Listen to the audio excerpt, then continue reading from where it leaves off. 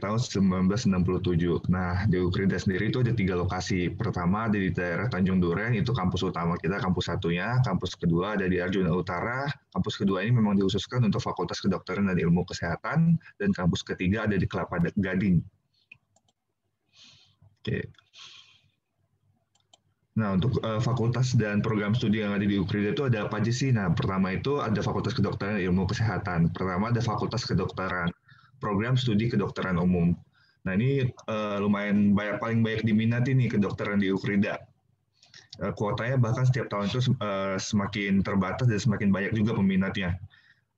Tentu tadi sudah dijelaskan di video kelebihannya. Pertama kita ada 2 rumah sakit. Rumah sakit pertama ada di Family Medical Center Bogor dan rumah sakit kedua ada di RS Ukrida. Untuk saat ini memang belum diresmikan, tapi sedang tahap finishing dan lokasinya juga ada di sebelah kampus 2 di Jalan Arjuna Utara. Nah, yang kedua ada program studi optometri. Program studi optometri ini kebetulan program studi terbaru di Ukrida, sudah berjalan kurang lebih 2 tahun, dan program studi optometri ini merupakan program studi pertama dan satu-satunya di Indonesia, hanya ada di Ukrida aja. Jadi kalau lebih detailnya ini membahas tentang kesehatan, tapi kesehatannya lebih ke bagian mata. Dan cuma ada di Ukrida. Di Indonesia baru ada di Ukrida. Dan prospek karirnya masih sangat luas nih, peluang karirnya masih sangat luas. Dan yang ketiga ada D3 keperawatan. Nah, D3 keperawatan ini belajar mengenai keperawatan dan kita juga udah ada asrama sendiri. Jadi kalau misalnya nanti anak dari orang tua anak dari ibu dan bapak ingin tinggal di asrama, bisa juga tinggal di asrama seperti itu.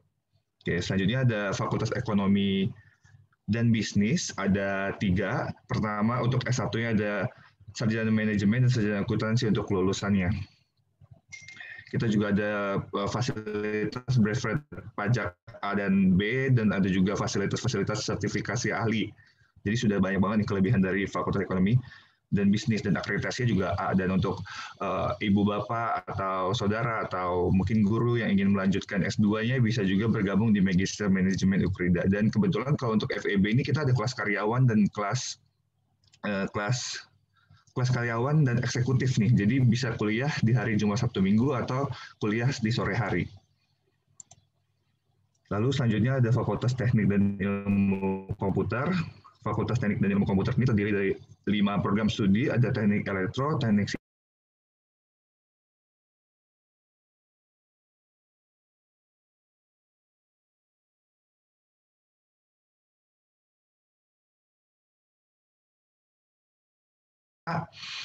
dosen-dosen pengajarnya juga sudah sangat ahli ya, sudah lulusan doktoral dari luar dan dalam negeri. Dan untuk labnya juga sudah sangat lengkap. Dari semua lab, ada lab counseling, lab anak, dan sebagainya. Dan sistem belajarnya juga joyful learning, jadi sangat menyenangkan. Dan banyak sekali kelebihan-kelebihannya.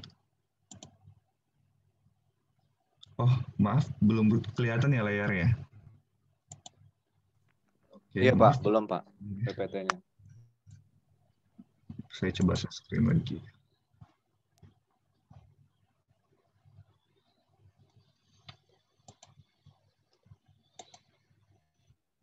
Apakah sudah terlihat?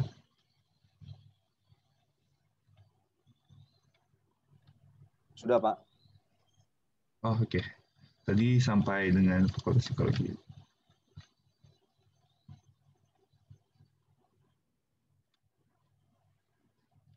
Ya, ini dia Fakultas Psikologi, dan banyak sekali beasiswa yang bisa diraih dari Fakultas Psikologi ini. Dan ada juga program magang sebagai persiapan ke dalam dunia kerja. Jadi Fakultas Ekonomi dan Bisnis, ini Magister Manajemen, kita lewatkan. Untuk Fakultas Teknik tadi saya sempat jelaskan sedikit kelebihannya apa. Yang paling menonjol di sini kelebihannya masa tunggu kerjanya 0 bulan. Jadi ketika sudah ada di fakultas ini dan lulus nanti, bahkan sebelum lulus tuh udah banyak banget mahasiswa dari Ukrida itu sudah memiliki pekerjaan gitu, dan banyak selalu update ilmu baru seperti biomedical engineering, dan dosen pakar dan praktisinya juga internasional. Oke, terakhir ada Fakultas Ilmu Sosial dan Humaniora. Fakultas Ilmu Sosial dan Humaniora ini biasanya kita kenal dengan dengan FIS. Ini program studi ada sastra Inggris, banyak sekali beasiswa di sini dan sudah ada sertifikasi TOEFL dan IELTS-nya juga. Program magangnya kesempatannya bekerja sama juga dengan Kementerian Luar Negeri dan beberapa perusahaan dan instansi, penggunaan teknologi terkini dan learning dalam pembelajarannya, serta selalu mengadakan workshop rutin mengenai penulisan dan penerbitan terkemuka. Oke, lalu untuk masuk UKRIDA bagaimana sih caranya? Ada dua caranya. Yang pertama ujian saringan masuk dan kedua dengan jalur prestasi atau jalur beasiswa. Nah, ujian saringan masuk kurang lebih sama dengan ujian-ujian tertulis lainnya, tapi dibagi nih fakultasnya apa aja dan materinya beda-beda setiap fakultas. Contohnya seperti kedokteran yang diujikan itu biologi, kimia, bahasa Inggris, tes kesehatan, dan TPA, dan seterusnya. Oke, yang kedua ada jalur prestasi. Jalur prestasi ini pertama ada jalur prestasi peringkat kelas. Dilihat dari peringkat kelasnya dan dilihat dari rata-rata rapornya kelas 10 dan kelas 11 minimal 8. Tidak ada angka merah dan keuntungannya apa? Bebas ujian saringan masuk, tetapi ini jalur prestasi ini tidak diberlakukan untuk Fakultas Kedokteran dan Ilmu Kesehatan program studi kedokteran umum. Jadi di luar fakultas itu bisa mengikuti, dapat potongan biaya SPP nih sebesar 70% untuk Fakultas Teknik, Ilmu Komputer, Fakultas Ekonomi, Bisnis dan program studi bahasa Inggris, dan 50% untuk program studi keperawatan, psikologi, dan optometri. Selanjutnya ada jalur prestasi nilai rata-rata rapor. Nah, jalur prestasi nilai rata-rata rapor ini cuma hanya satu beasiswa yang bisa didapatkan untuk anak-anak yang ingin mendaftarkan diri sebagai kedokteran nih, program studi kedokteran umum. Jadi hanya satu ini beasiswanya untuk yang ingin mendaftarkan diri untuk kedokteran, pendidikan program studi kedokteran umum. Syaratnya apa untuk kedokteran? Harus mendapatkan nilai rata-rata rapor kelas 10 dan kelas 11 minimal 8,5. Untuk di luar itu minimal 7,5, di luar kedokteran 7,5, kelas 10 dan kelas 11-nya keuntungannya bebas ujian saringan masuk dan mendapatkan potongan biaya SPP juga. Untuk kedokterannya mendapatkan potongan biaya SPP 70-60%, di luar kedokteran 60-65%, optometri, keperawatan, dan psikologi 40-45%. Oke, selanjutnya ada jalur prestasi nilai mata pelajaran rapot. Ini di luar kedokteran, program studi kedokteran umum. Dilihat dari rata-rata matematika dan bahasa Inggrisnya. Kelas 10 dan kelas 11 minimal 7,5 dan tidak ada angka merah. Bebas ujian saringan masuk juga. Potongan biaya SPP sebesar 50% untuk Fakultas Teknik Komputer, Fakultas Ekonomi, Bisnis, dan program studi bahasa Inggris. Dan 35% untuk program studi optometri, keperawatan, dan psikologi. Nah, selanjutnya ada jalur prestasi lomba. Jadi selain ada dilihat dari rapor juga, dilihat juga ini dari lombanya, bisa akademik atau non-akademik. Nah, lomba itu sendiri nanti dilihat dari tingkatan lombanya untuk potongan biaya SPP-nya. Bisa tingkatan dari kota, kabupaten, provinsi, internasional, dan tapi ini tidak berlaku berkelipatan. Jadi memang hanya dilihat dari sertifikat yang mengikuti lomba tertinggi. Ini di luar Fakultas Kedokteran dan Fakultas Kedokteran Program Studi Kedokteran Umum.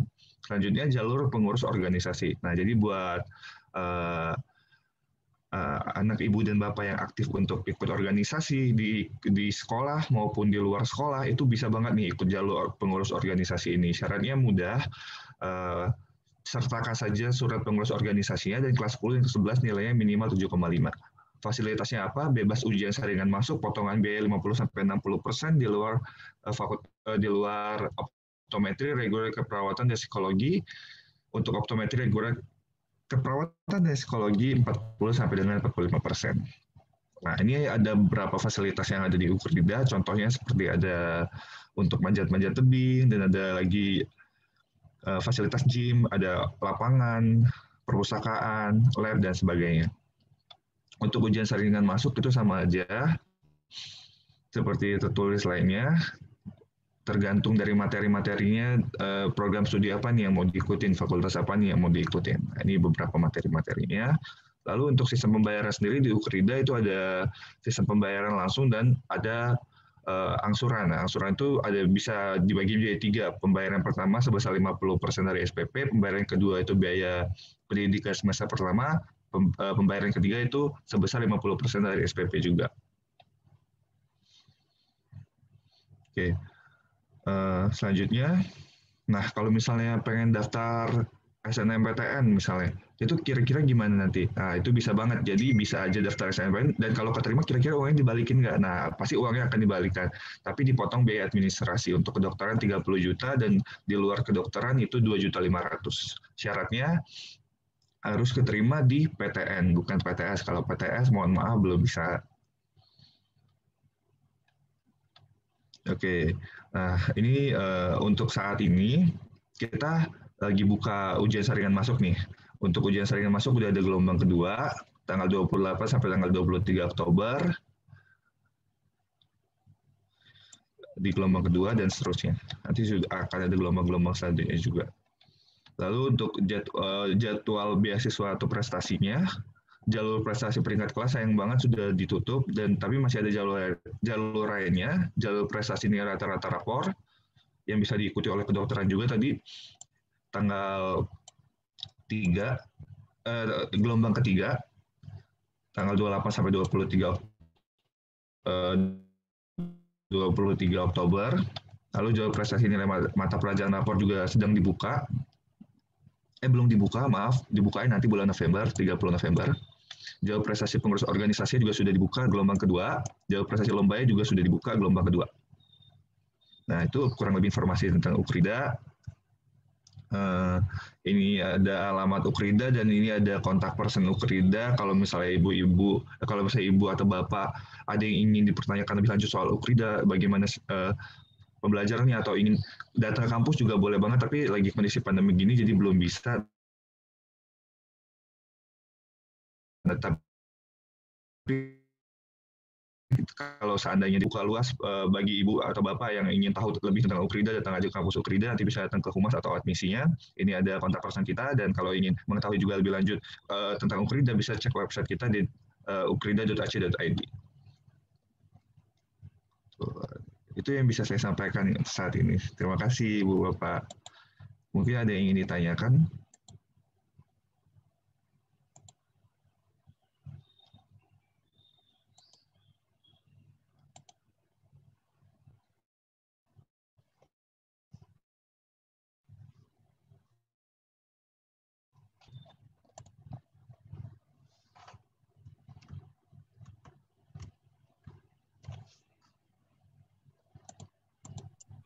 Ya, boleh tanya Pak Regi? Ya, boleh Bapak. Ya, Pak Regi, karena ini bahannya terlalu cepat dipresentasikan, kalau boleh nanti saya melihat tadi ya, kalau katakanlah maaf nih, kalau pakai istilah promosi, biasanya promosi itu yang dipegang pertama adalah akreditasinya apa gitu. Yang saya dengar tadi Pak Regi hanya menyebutkan psikologi akreditasi A, yang lainnya saya nggak melihat gitu. Jadi mungkin nggak usah dijawab, barangkali dengan men-share-nya barangkali kami bisa baca nanti Pak. Baik, terima kasih Pak Regi. Ya, ya. Oke ya, terima kasih Bapak. Nanti untuk PMB-nya nanti saya akan share ke sekolah ya. Boleh di-share ke sekolah, Bapak, nanti saya infokan ke sekolah. Boleh Pak, nanti bisa di-share ke orang tua. Iya, nanti di-share di grup orang tua kelas 10. Iya. Mohon maaf ya Pak sebelumnya.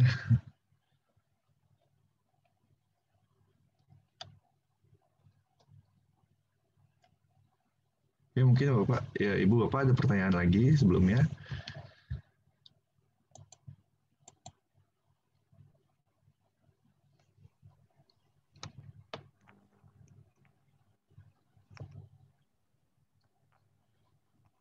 Kalau tidak ada, sepertinya kita bisa melanjutkan ke sesi selanjutnya ya dengan Pak Evans. Iya, betul Pak.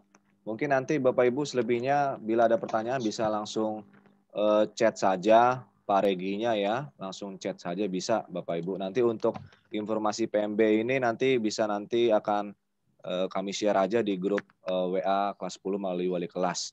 Oke, baik Bapak Ibu, itu saja untuk penjelasan ataupun program-program dari Ukrida khususnya ya.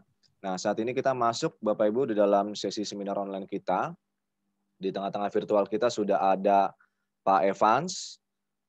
sebagai narasumber, Dr. Evans Gere, SPSI, MSI. Nah, beliau akan memfasilitasi kita nih, Bapak Ibu, selama kurang lebih jam 10 nanti, ya, dengan tema Sayang Sama Kamu, Ah Masa. Ah, ini tema yang menarik, Bapak Ibu. Nah, tujuannya untuk PJK kedua ini supaya kita sama-sama belajar, Bapak Ibu. Nanti kita akan dijelaskan oleh Pak Evans melalui pengalaman beliau seperti apa dalam menangani khususnya anak-anak remaja.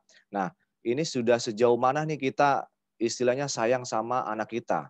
Apakah kita selalu mendengar dia, ya? Apakah kita selalu mengikuti maunya dia apa? Tapi ada nggak kira-kira sesuai dengan kira-kira kita membelajarkan untuk mencari untuk anak-anak supaya bisa menemukan solusinya seperti apa, menumbuhkan kemandirian seperti apa, begitu. Apakah kita selama ini masih membanding-bandingkan dengan saudara atau tetangga misalkan. Nah, itu bagaimana macam-macam lah istilahnya di dalam faktor-faktor di dalam pendekatan atau pola asuh begitu ya. Nanti selebihnya akan dijelaskan oleh Pak Evans. Nah, Pak Evans juga dosen di Ukrida, kemudian Pak Evans juga aktif ya. Pak Evans di trainer di ada lembaga juga khususnya di sana juga ya untuk menangani psikologi juga begitu. Oke. Nah, itu aja Bapak Ibu untuk tujuan hari ini dan perkenalan Pak Evans. Nanti selebihnya akan dijelaskan oleh Pak Evans. Untuk itu saya kembalikan ke Pak Evans. Silakan Pak Evans.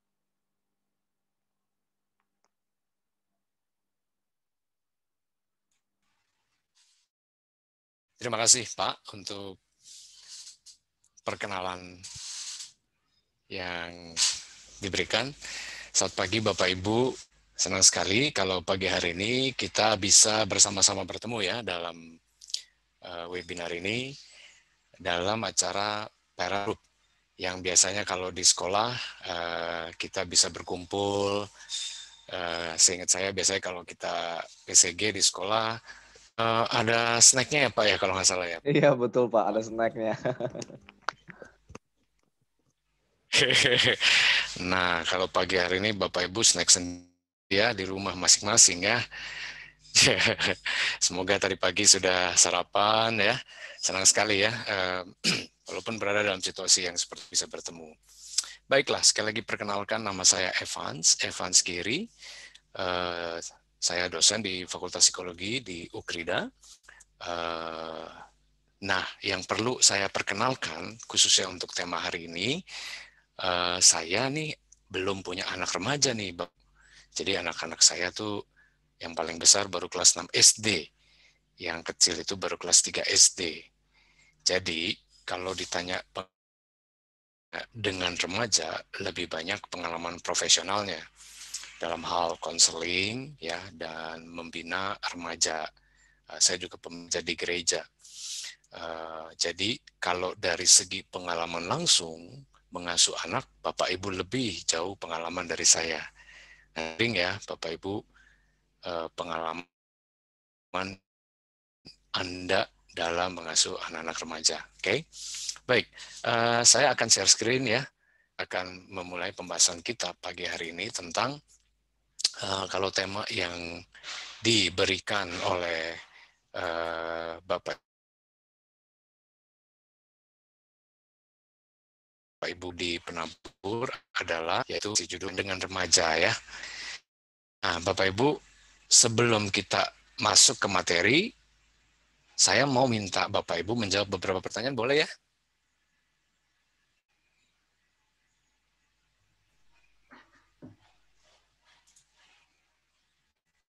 Oke. Nah, tolong Bapak Ibu perhatikan ya.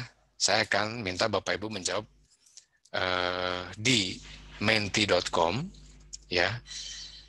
Bapak Ibu klik menti.com atau Bapak Ibu bisa langsung scan QR code-nya. Kalau mau langsung mau scan pakai QR code boleh, masuk ke menti.com, kemudian masukkan kode berikut 5354344, kemudian jawab pertanyaannya di sana ya. Oke.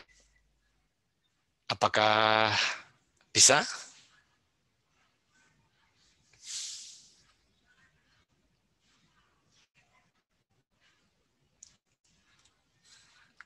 Oke, saya berikan waktu mungkin 2-3 menit. Kita coba ya Bapak Ibu ya. Kalau ada yang nggak bisa, tolong tahu di chat atau langsung.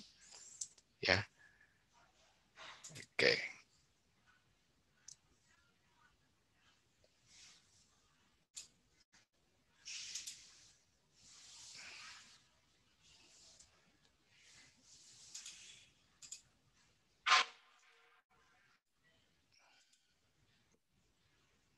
Udah muncul nih jawabannya ini ya. Ya, terus ya baru 1 orang ini.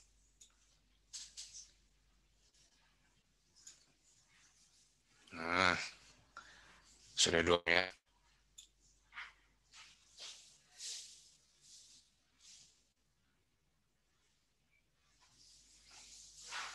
Ya, terus sudah 3 orang. Menarik ini ya. Lanjut Bapak Ibu. Ya, sudah 6. Kita ini ada 57 ini. Ada 50-an ya.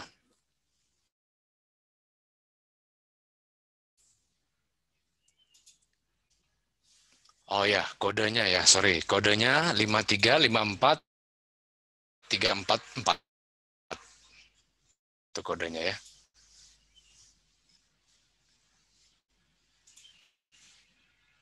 Saya tulis lagi ya, 5354344. Ya.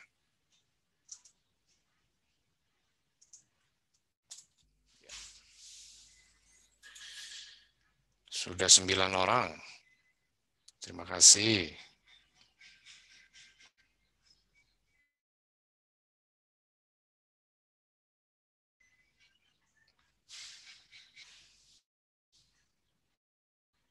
Sudah 11, ya.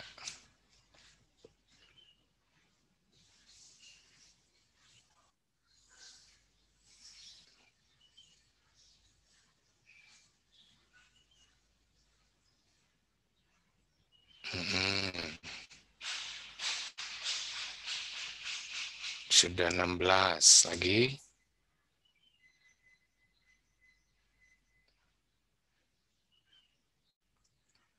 Oke, kita usahakan sampai 30 ya. Separuh lagi.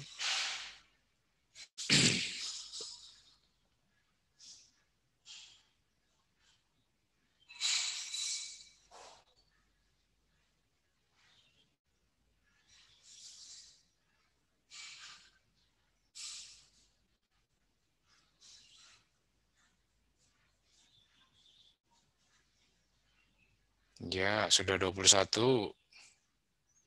Dikit lagi Bapak Ibu. 22.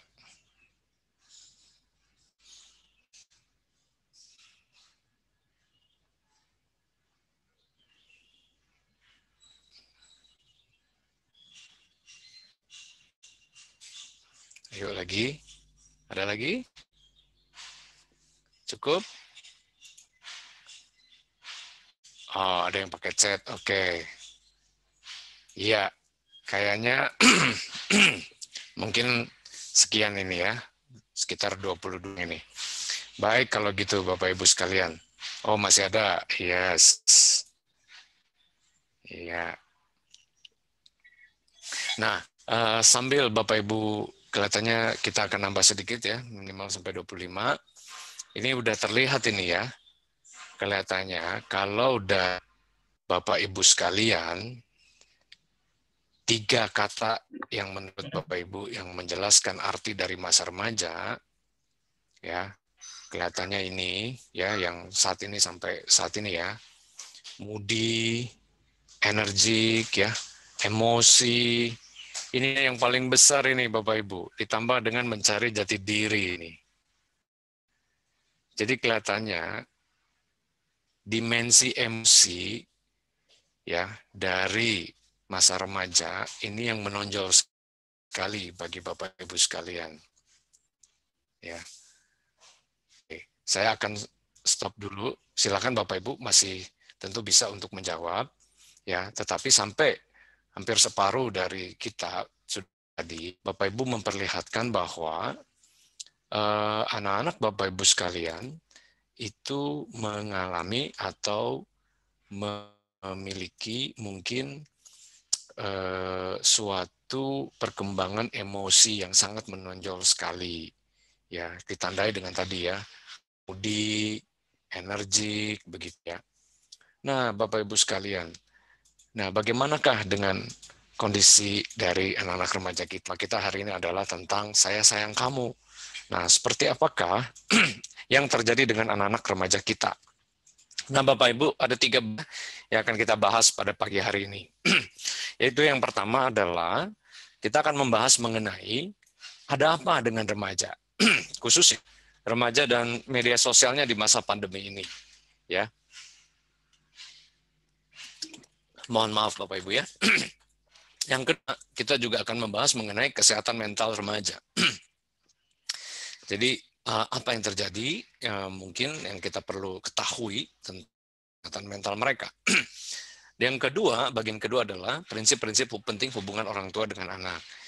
Dimensi hubungan apa saja, tadi sudah kelihatan tuh dari survei yang dilakukan ini, dimensi hubungan yang menonjol adalah dimensi emosi kelihatannya dari pemahaman Bapak Ibu sekalian ya. Nanti ada dimensi lainnya. Lalu ekologi hubungan orang tua anak, apakah masa remaja ini kesempatan atau kesulitan? Dan terakhir, apa peran orang tua bagi anak remaja? Saya akan bahas utama sebagai mentor, dan kemudian ada tips kegiatan di rumah. Baik, mari kita mulai saja ya pembahasan kita pagi hari ini. Nah, Bapak Ibu, ada apa dengan remaja kita ya? Ibu sekalian, anak-anak Bapak Ibu hari ini adalah anak-anak yang katanya menurut para ahli disebut dengan generasi Z ya, atau Z. Jadi, mereka adalah anak-anak yang berusia di bawah 22 tahun. Sekali lagi, istilah generasi ini adalah istilah yang diberikan oleh khususnya di kebanyakan di Amerika. Ya, ada istilah generasi alfa, itu datang dari seorang ahli dari Australia. Bapak Ibu nggak usah terlalu pusing sebenarnya dengan istilah ini, kalau menurut saya ya, karena istilah-istilah yang diberikan ini di kita sebenarnya nggak punya. Indonesia kita nggak punya istilah generasi ini, ya. Tetapi ada manfaatnya juga sih. Mereka memberikan gambaran ya generasi Z itu mereka itu sangat-sangat dekat, akrab, intim dengan teknologi kira-kira gitu ya. Nah, seperti apa mereka? Kurang lebih gambarannya kalau kita kaitkan dengan teknologi, khususnya teknologi komunikasi internet, Bapak Ibu, ya, ini survei yang dilakukan oleh We Are Social dan Hootsuite ini 2020, awal 2020. Lihat di sini ya, ini pengguna perangkat mobilenya tinggi sekali, gitu ya. Lalu pengguna internetnya ini separuhnya. Menarik kan, gitu ya. Saya pikir hal ini sangat relevan, terutama terkait kondisi kita sekarang nih yang PJJ. Sorry. Yang PJJ yang belajar dari rumah. Jadi di mana di rumah gitu ya, mesti menyediakan gadget gitu. Sehingga gadgetnya bisa lebih dari satu begitu ya. Nah, bayangkan, jadi memang ini luar biasa ya, pengguna perangkat mobilnya banyak begitu. Jadi dibayangkan pengguna internetnya 175 juta. Ya, banyak sekali bukan dari penduduk Indonesia. Jadi memang betul bahwa anak-anak kita tuh mau nggak mau, apalagi dengan situasi kondisi sekarang, ya harus menggunakan internet gitu ya. Kalau pandemi, ya penggunaan internet ini masih sifatnya wajib di sekolah, tetapi belum mutlak. Sekarang harus mutlak begitu, mau tidak mau. Nah, yang mungkin menjadi perhatian kita, yang saya mau sampaikan kepada Bapak Ibu adalah apa yang terjadi di internet, di media sosial ya. Saya bisa simpulkan dengan satu hal ya. Tentu ada banyak hal lain ya. Tapi satu hal yang perlu diperhatikan adalah yaitu adanya pencarian reputasi gitu Bapak Ibu ya. Nah, maksudnya apa pencarian reputasi? Di media sosial orang tuh reputasi. Anak-anak kita juga begitu. Kalau zaman dulu Bapak Ibu, mungkin zaman Bapak Ibu ya, kita mengenali diri kita, identitas diri kita itu adalah dari apa yang mampu atau tidak mampu kita lakukan ya, dari bagaimana kita mendapatkan balikan dari lingkungan begitu ya. Nah sekarang apa yang dilakukan oleh mereka ya, menampilkan diri secara sosial di media, di internet, dan balikan yang mereka dapat itu ya. Kenapa demikian? Karena zaman sekarang itu di media sosial ya, ya jempol yang diberikan ini adalah reputasi. Jadi semakin banyak jempol, semakin baik, nilai diri semakin baik, identitas dirinya merasanya, anak-anak remaja merasanya baik. Makanya nggak heran zaman sekarang gitu ya, kita mencari jumlah like, jumlah suka gitu. Terus saya gini deh, coba kalau sekarang nih kan selama kita pandemi kan kita belanja-belanja dari rumah ya Bapak Ibu. Ini kalau saya lihat nih ibu nih, coba saya mau minta pengakuan ibu-ibu nih. Ayo ngaku, belanja dari rumah nggak Ibu?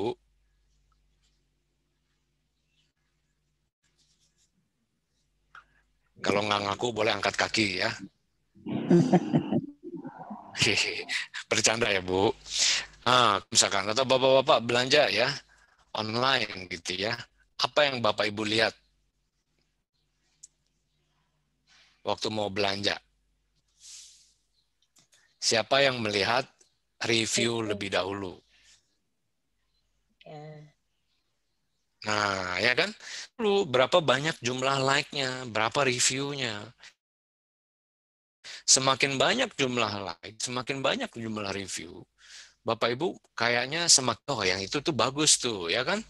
Itu banyak tuh yang beli tuh, ya kan? Nah, sama seperti itu berarti kita menilai bahwa opsinya bagus tuh, ya kan? Nah, bayangkan anak-anak kita di media sosial, di internet, begitu. Semakin dia disukai, semakin dapat review, semakin merasa nilainya bagus, nilai diri yang bagus tadi dikaitkan dengan identitas diri.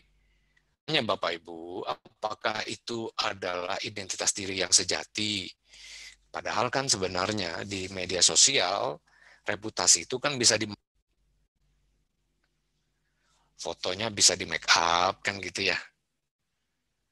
Dan sebagainya gitu ya. Jadi Bapak Ibu sekalian, masalah kita ya. Salah satu ya dari sebagian masalah yang ada di media sosial sekarang ya. Saya baru aja mendengar minggu lalu seorang remaja, aduh saya bingung deh Kak, panggil saya kakak gitu ya. Teman saya yang diem-diem aja gitu ya, dulu ini sekarang nih waktu pandemi bawelnya bukan main. Aduh saya pusing deh sama dia gitu. Jadi Bapak Ibu sekalian, secara online, anak kita mungkin bisa jadi pribadi yang berbeda loh ya, dibanding dengan realitanya. Dan salah satu masalah reputasi. Ibu pernah nanya ke saya begini, Pak, gimana jika reputasi anak saya itu buruk, Pak? Nah, Bapak Ibu, reputasi anak Bapak Ibu buruk. Buruk itu maksudnya gini ya, mungkin nggak mencuri, membunuh, ya dan sebagainya, tapi mungkin dinilai kurang baik atau kurang disukai, ya, kurang dapat banyak like, gitu. Gimana tuh Bapak Ibu? Biasanya kalau di PCG di sekolah, saya akan suruh Bapak Ibu diskusi nih. Ya. Nah, sekarang saya minta Bapak Ibu, ya, ketik aja di chat, gimana kalau anak Bapak Ibu itu kurang dapat banyak like di media sosial atau coba Bapak Ibu tulis di kolom chat, bagaimana jika anak Bapak Ibu tuh reputasinya buruk? Artinya tadi kurang disukai, kurang dapat banyak like, kurang dapat banyak review dari temannya. Ya. Dapat banyak penilaian baik dari temannya, kira-kira gitu. Kalau yang ekstrim ya dapat penilaian buruk dari temannya. Nah, Bapak Ibu boleh tolong waktu 1,5 menit, mulai. Bagaimana jika hal itu terjadi? Apa respon Bapak Ibu? Kalau ini kan PCG ya Pak ya, Pak John ya. Jadi kita boleh interaktif sedikit ya. Ya, silakan Bapak Ibu.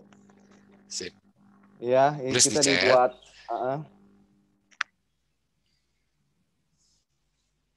Ntar saya bacain.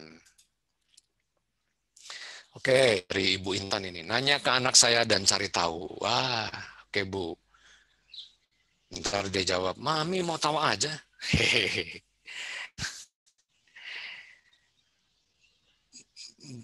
Dari Ibu Yeni buat, oke belum selesai nih kelihatannya.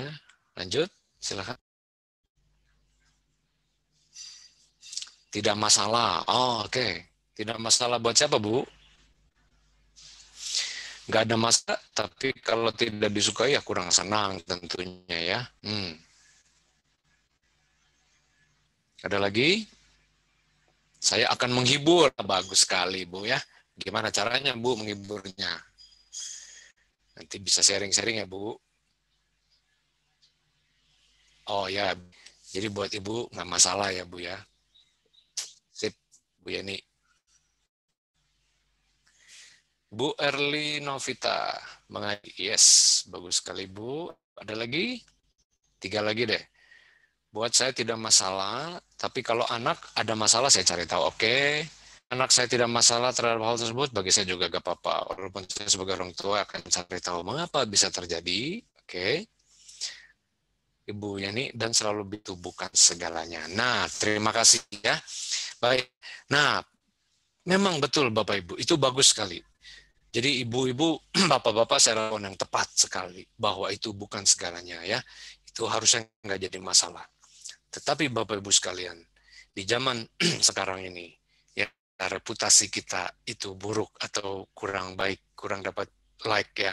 Itu mungkin bisa jadi segala-galanya buat anak. Karena kenapa Bapak Ibu sekalian, di masa remaja penilaian dari orang lain, terutama dari teman sebaya mereka, itu jadi penting banget kayaknya buat mereka. Kecil, penilaian orang tua itu yang mereka andalkan. Tapi di masa remaja, ini mungkin jadi tantangan buat anak-anak.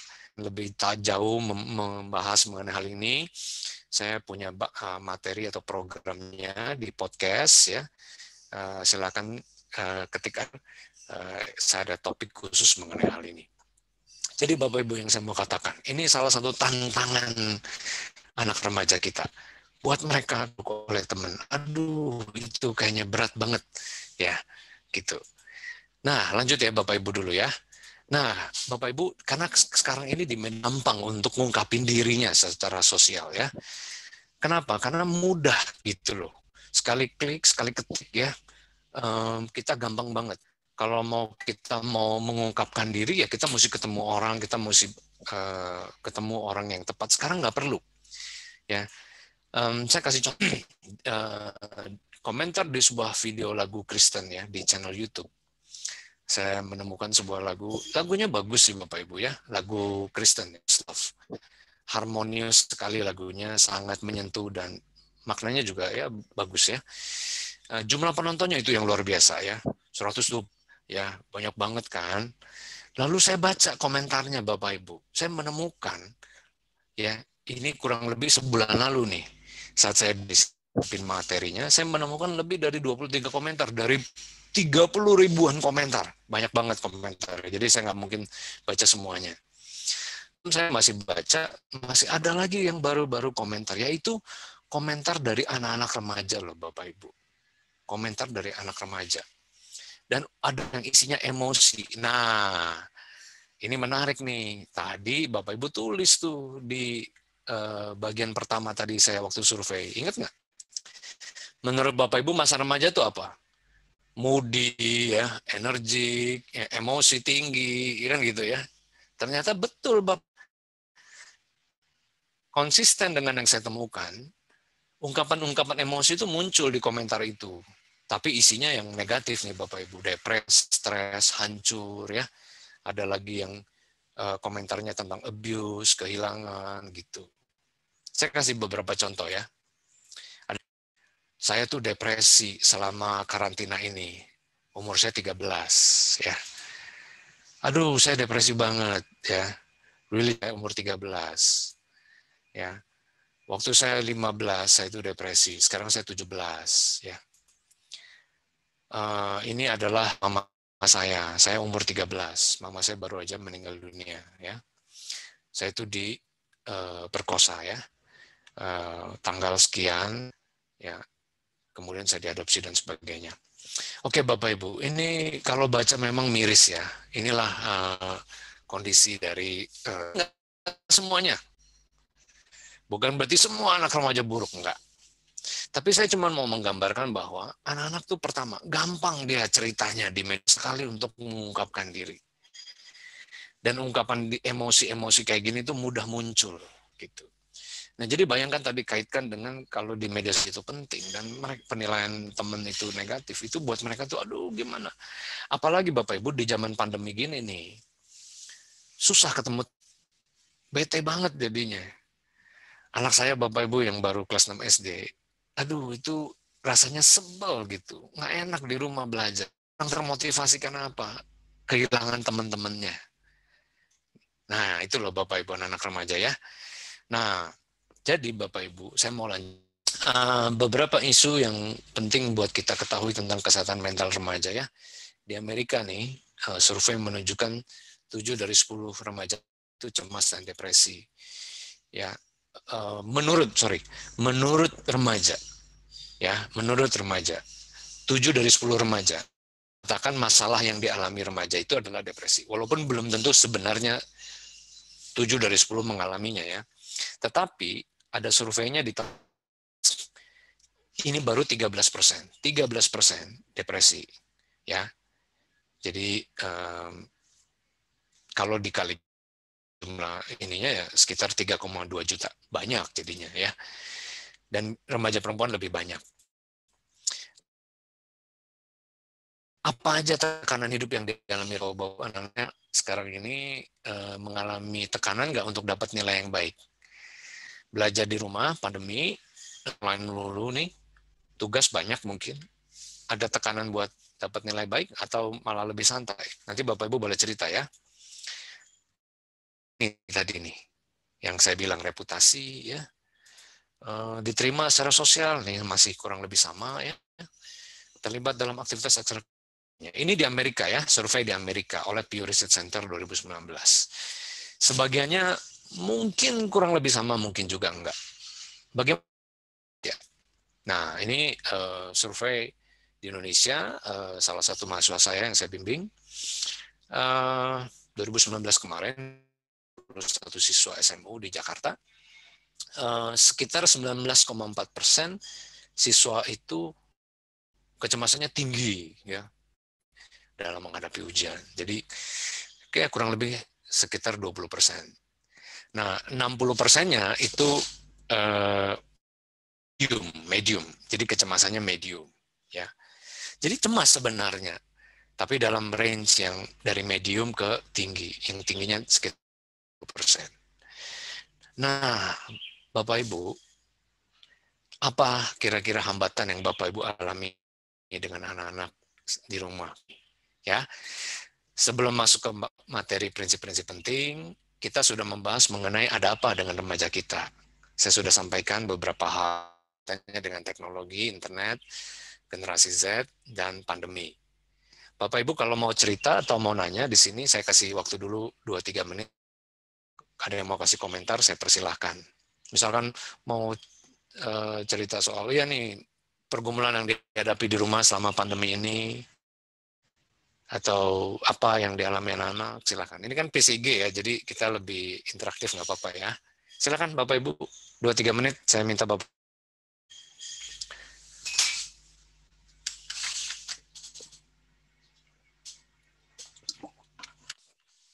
Atau kalau mau tulis di chat nanti saya baca. Kalau ada.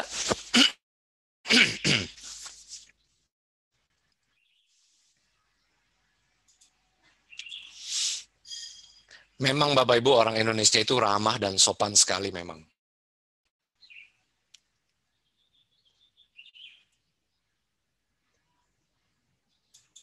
Saking ramahnya kalau ditanya nih nggak mau jawab. Hehehe. Nggak ada ya? Oke, kalau nggak ada nggak apa-apa. Ya, nanti kita akan bisa lanjut jawab ya. Nah, Bapak Ibu, saya juga nggak tahu persis Bapak Ibu apa yang Bapak Ibu alami dengan anak-anak ya. Semoga tadi yang di bagian pertama memberikan ya hal yang mungkin perlu kita antisipasi atau waspadai. Nah, sekarang kita bahas prinsip-prinsip pentingnya. Nah, dalam hubungan kita dengan anak ya, kita punya banyak dimensi loh, bukan hanya secara fisik gitu ya, fisiologi ya. Oh, ini ada yang bertanya ya. Baik, baik, nanti mungkin kalau ini pertanyaan saya akan jawab ya, nggak apa-apa ya. Sorry, dari Bapak ya. Oke, Pak Wijaya. Oke. Nanti saya akan jawab ya Pak. Saya lanjutin dulu Pak.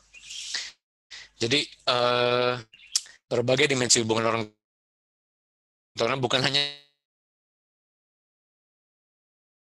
secara fisik Bapak Ibu, tapi tadi emosi nih ya, utamanya banget nih muncul ya, ada kognitif ya. Intinya adalah dalam hubungan kita dengan anak gitu ya, kita harus melibatkan semua dimensi ini. Nah, Bapak Ibu, dalam hal itu kita juga bahwa hubungan kita dengan anak itu timbal balik loh. Jadi bukan cuma kita yang berperan mempengaruhi anak. Sebagai orang tua, kita pengennya betul. Saya juga pengen begitu. Kita pengen baik bagi anak kita ya. Kita pengen mereka bertumbuh dengan optimal, dengan sebaik-baiknya. Pokoknya kita bentuk. Tapi sebenarnya anak kita juga mempengaruhi diri kita.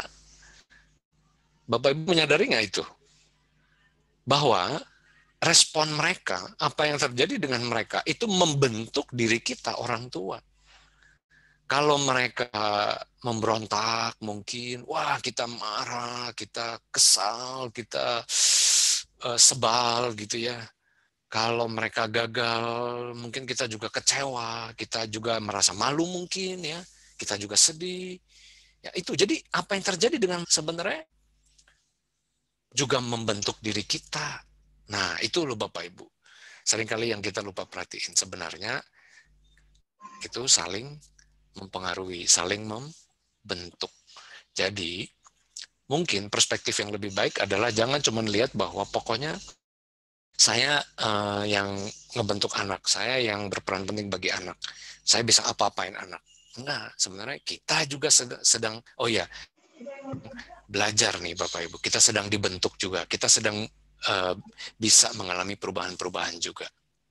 Kalau boleh begitu ya.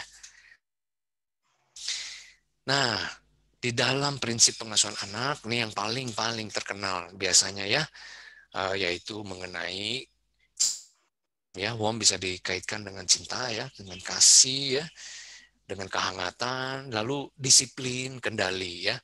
Jadi ada dua ya dimensi ini yang kita perlu seimbangkan antara kita mengasihi anak kita kan kehangatan, tapi juga kita disiplin, ada peraturan, ya, ada ketaatan di situ. Kalau terlalu kuat disiplinnya, ya cintanya itu terlalu lemah, nanti kita otoriter nih di sini ya. Kalau kita itu terlalu mengasihi, tapi ininya lemah, kendalinya lemah, disiplinnya lemah, jadi permisif, kira-kira gitu. Idealnya kan di sini ya, antara disiplin, cinta dengan kehangatan itu ada keseimbangan. Ini yang otoritatif nih, gitu. Nah, lanjut lagi, bagaimana dengan hubungan antara kita, anak kita dengan medianya? Bapak Ibu sekalian, seakan-akan ini ada 3 lingkaran ya. Kita sendiri, anak sendiri, teman medianya sendiri. Nah, ini kalau begini terpisah-pisah, maka bisa jadi nggak ada pengaruh positif. Oke, sekarang kita lihat realitanya adalah mungkin begini, orang tua nggak terlibat. Anak kita, remaja kita, itu deket, akrab, intim sekali dengan temennya atau media. Ya, kitanya di sini nih. Jadi kita nggak tahu tuh apa yang terjadi dengan teman media yang mereka bisa gunakan. Nah, contoh, saya mau nanya nih, siapa Bapak Ibu yang follow akun media sosial anaknya? Jadi follow akun media sosial anaknya. Ayo, kasih jempol. Saya mau lihat. Siapa yang follow? Jempol. Tahu kan jempol? Ah, ini ada yang jempol tuh, Pak Nabari, makasih. Oh, Ibu Mam Kelvin. Wah, Ibu Abigail. Ya, yang lain belum ya. Berarti nggak follow. Nah, Ibu tahu nggak, Bu? Pak, tahu nggak apa yang ada di media sosialnya? Nah, kan gitu ya. Jadi ya kita nggak terlibat nih. Iya, saya nggak tahu ya. Pokoknya ya dia temenan sama siapa saya nggak tahu gitu. Pokoknya ya kita buta dengan hal itu. Nah, problemnya Bapak Ibu, oh ini di chat banyak yang kasih, oh dikasih ya, ada 4 ya, 5 ya. Nah, kalau kita nggak tahu ya Bapak Ibu, orang lain akan mungkin lebih tahu tentang anak ibu daripada ibu. Nah, bukan nakutin ya Bu, tapi itu kenyataannya gitu. Lanjut dulu. Oh, mungkin kita eksklusif. Oke ya, saya ya, pokoknya kamu milik saya ya. Teman media itu nggak boleh. Ya, Bapak Ibu, ini kayaknya nggak mungkin deh ya. Pernah ceramah gitu ya, di acara yang dibuat oleh Facebook. Ya, lalu ada seorang anaknya Facebook bilang ke saya gini, nggak mungkin deh anak remaja nggak punya media sosial deh, nggak mungkin. Gitu. Ya, itu zaman sekarang tuh nggak mungkin deh kira-kira. Nah, Bapak Ibu gimana? Mungkin nggak nih kita menjauhkan diri anak kita dari temennya, dari medianya, pokoknya sama kita aja. Hah? Bisa nggak Bapak Ibu? Mungkin ada nih, saya nggak tahu nih ya, tapi mungkin menurut saya ini, saya menduga nih yang ini sedikit nih. Gini, ada tapi sangat sedikit sekali ya. Nah, yang ideal tuh kayak apa Bapak Ibu? Ini yang ideal ya. Ini kalau teman, ini teman atau media ya juga, remaja, orang tua. Jadi Bapak Ibu, kita mungkin nggak perlu tahu persis ya, kita nggak perlu jadi ahli game online, main game online, saya aja nggak main game online, gitu ya. Tapi mungkin kita perlu tahu gitu. Bahkan mungkin kita perlu dengan strategis, saya kasih contoh ya, misalkan Bapak Ibu follow akun media sosial, misalkan akun Instagram anaknya, jadi followernya, gitu loh di situ ya. Tapi minta izin dulu, jangan tiba-tiba follow, minta izin dulu ya. Biasanya anak-anak oke kok, walaupun anak-anak juga pinter, dia bikin akun kedua. Tapi nggak apa-apa. Yang penting bukan itu, adalah trust-nya. Jadi kalau Bapak Ibu ada rasa trust dengan anak, bisa follow, itu aja udah bagus sekali. Gitu ya. Penting yang Bapak Ibu perlu kembangin nih ya, dengan hubungan dengan anak. Nah, satu lagi, prinsip penting. Bapak Ibu, buat ini anak remaja ini kesempatan atau kesulitan? Ayo, siapa yang bilang kesempatan? Angkat tangan. Ya, angkat jempolnya ya. Siapa yang bilang masa remaja ini kesempatan? Angkat jempolnya ya. Kesempatan, oke. Kesempatan, ya. Kasih jempol dong. Ya. Oh, jempol, makasih. Oke, siapa yang bilang kesulitan? Angkat kaki ya.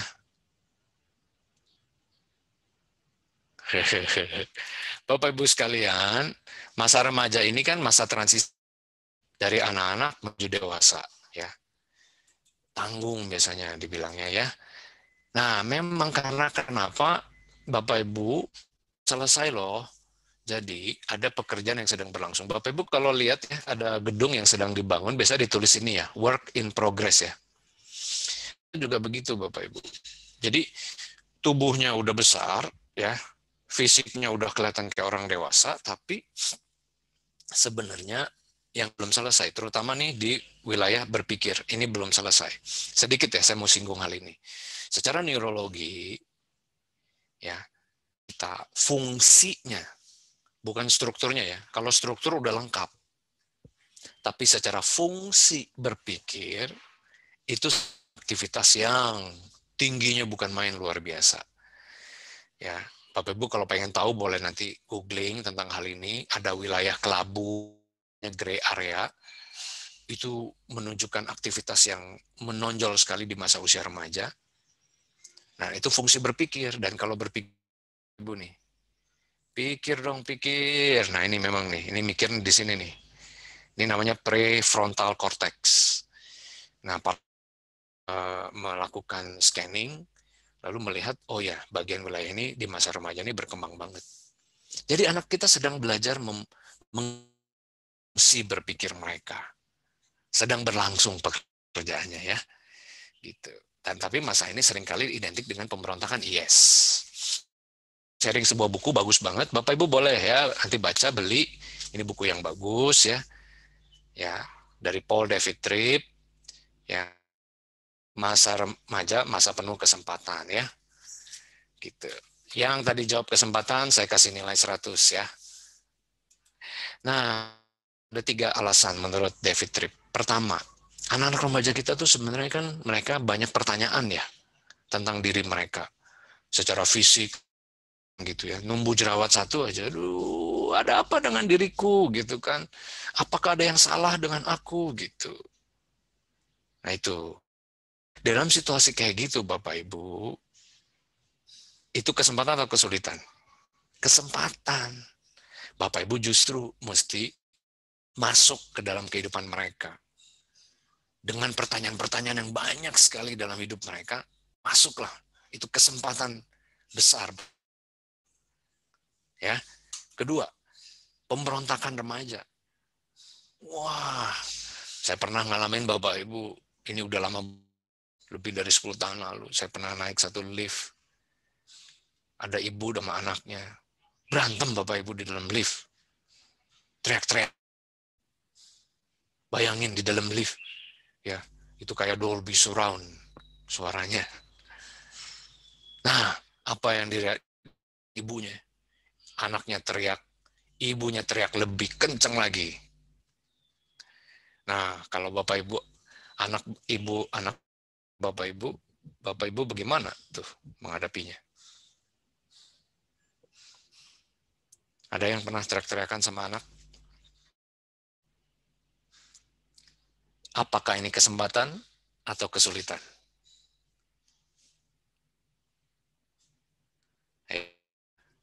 Bapak Ibu, ini kesempatan sebenarnya. Kalau kita ngelihat itu kesulitan, maka kita akan teriak lebih kencang. Ya. Melihat itu, waduh, ini kamu menyulitkan saya, apalagi di depan umum. Ya. Wah, saya menghilangkan kesulitan ini. Tapi Bapak Ibu, kita akan menghilangkan hal-hal itu. Kita akan menghilangkan ego kita.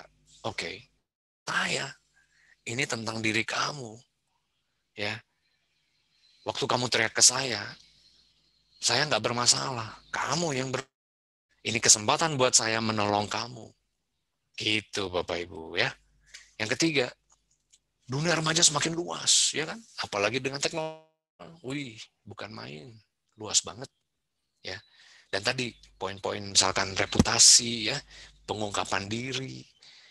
Nah, kesempatan buat kita masuk ke dalam kehidupan mereka. Jadi Bapak Ibu, kalau Bapak Ibu ditanya ya, Bapak Ibu, apa pekerjaan utama Anda? Bapak Ibu jawabnya apa? Bapak Ibu, kalau ditanya apa pekerjaan utama Anda, Bapak Ibu jawabnya apa? Saya pengen 2 orang, ada yang jawab?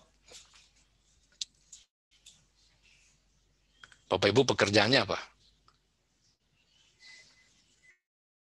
Boleh mohon izin ya Pak? Pak Matthew, boleh Pak? Bapak pekerjaannya apa Pak?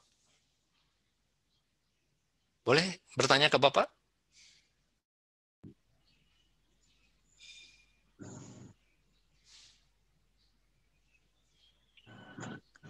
Mohon izin.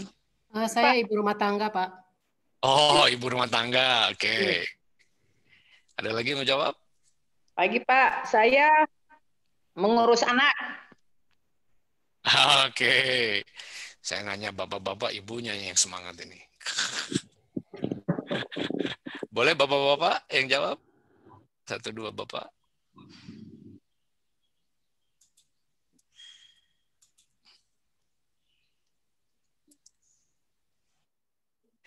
Nah, Bapak, kalau ditanya apa pekerjaan utama Anda, Bapak Paul David Tripp bilang gini, saya adalah remaja. Ini adalah pekerjaan paling penting yang pernah saya miliki. Hal lain yang saya lakukan untuk mencari nafkah adalah nomor 2. Bapak Ibu setuju nggak nih dengan Paul David Tripp? Menjadi orang tua anak remaja ini pekerjaan paling penting. Setuju Pak. Bapak Ibu, saya kasih satu ilustrasi, setuju ya? Saya kasih satu ilustrasi kecil gini ya.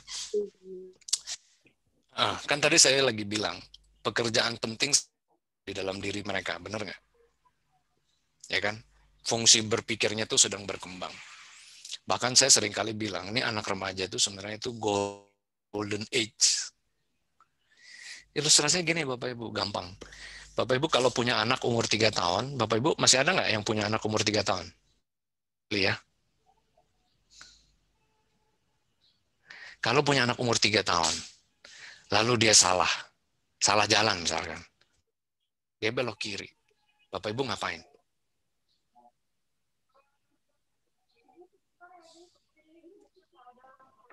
Langsung tolong. Bu Intan misal, oh langsung aja Bu, tarik aja Bu ya, hah, belok kan gitu, bener nggak Bu? Bener ya Bu ya? Dengan ini deh. Mengarahkan. Ya benar Pak. Dokter, Iya kan, gampang Bu, tarik aja udah belok kanan kan gitu ya. Nah sekarang Bu, anak Bapak Ibu umurnya udah umur 15 tahun, udah umur 16 tahun. Dia mestinya belok kiri. Apa yang Bapak Ibu lakukan? Bisa langsung tarik dia belok kanan? Nggak bisa Pak. Nggak bisa Bu. Udah banyak kehendak bebasnya Pak. Benar Bu. Juga kadang Jadi, kenapa ini pekerjaan paling penting? Karena di masa remaja inilah Bu, kemana dia? Mau ke kanan, mau ke kiri. Inilah menentukan sekali. Setuju nggak Bapak Ibu? Kalau umur 3 tahun, ya sudahlah, nggak apa-apa lah kan gitu ya. Orang tuanya juga ikutin belok kiri gitu ya. Nggak apa-apa kan gitu ya. 3 tahun, anak 3 tahun. Sekarang anak umur 17 tahun Bapak Ibu. Dia mestinya belok kanan. Dia belok kiri Bapak Ibu. Bapak Ibu gimana coba? Ya kan? Maka Bapak Ibu sekalian, coba pikirkan ya, pertimbangkan bahwa seperti yang Paul David Tripp katakan, kesempatan besar Bapak Ibu untuk Bapak Ibu masuk dalam kehidupan anak Anda. Membantu mereka, yuk. Aku mau bantu kamu nih. Nih. Ya. Walaupun mereka bilang, masa? Kita bisa membantu mereka memilih mana pilihan yang tepat buat mereka ya. Oke. Sampai sini dulu sebelum bagian ketiga terakhir. Kalau Bapak Ibu ada yang mau komen, ini komentar dulu ya. Pertanyaan nanti saya jawab terakhir.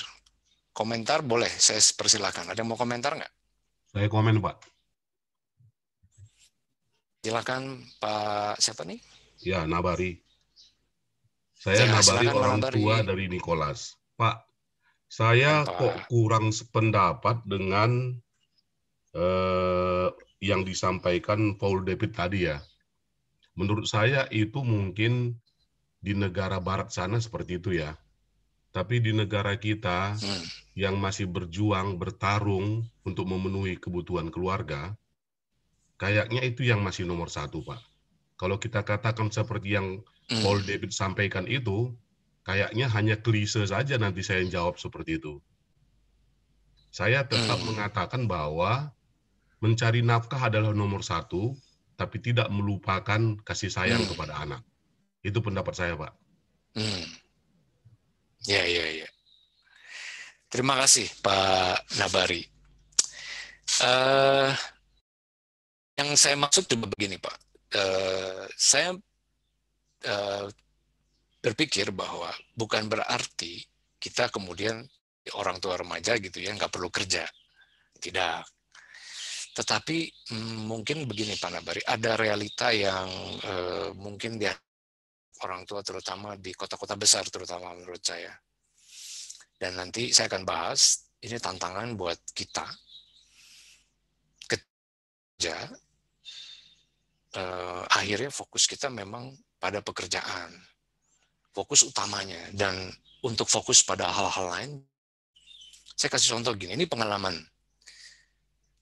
Ini juga cukup lama pengalamannya, berapa tahun yang lalu ya. Satu kali saya sedang makan tempat makan di Mangga Besar, makan kue tiaw Bapak Ibu, makanan yang udah lama nggak dimakan karena udah pandemi, udah susah makannya. Kue tiaw kue tiaw sapi, enak banget Bapak Ibu.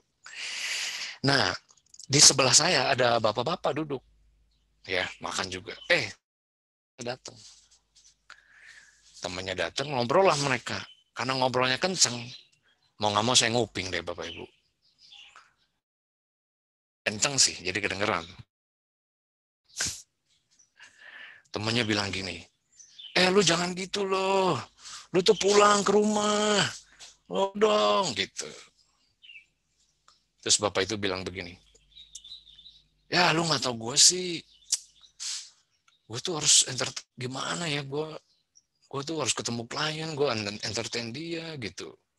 Gue pergi, anak gue belum melek, gue udah merem gitu. Jadi Bapak Ibu sekalian, saya pikir ini suatu tantangan orang tua, terutama yang di kota besar. Ketika kita bekerja, ya betul bahwa pasti kita sangat butuhkan, tetapi apa yang menjadi fokus kita Bapak Ibu? Kalau fokus utama kita adalah dan ketika pekerjaan kita itu kemudian rusak, hancur, ataupun gagal, ataupun dan sebagainya, nggak heran banyak orang tuh bahkan depresi sekali. Padahal Bapak Ibu, itu cuma pekerjaan. Pekerjaan itu harusnya tidak menjadi pusat dari kehidupan kita. Itu Pak Nabari. Jadi itu yang dimaksud. Jadi betul Nabari bahwa kebutuhan utama kita harus dipenuhi, tetapi jangan menjadi fokus. Karena kenapa? Ingat pekerjaan itu ya bukanlah paling penting, tetapi yang paling penting adalah kalau gini Bapak Ibu. Ini nasihat mama saya ya. Orang itu kalau dekat itu wangi. Ada orang di dekat Bapak Ibu nggak? Boleh dicium tuh, wangi atau bau tuh? Biasanya bau ya. Kalau jauh itu wangi, kata mama saya. Jadi maksudnya apa? Maksudnya tuh pentingnya relasi Bapak Ibu.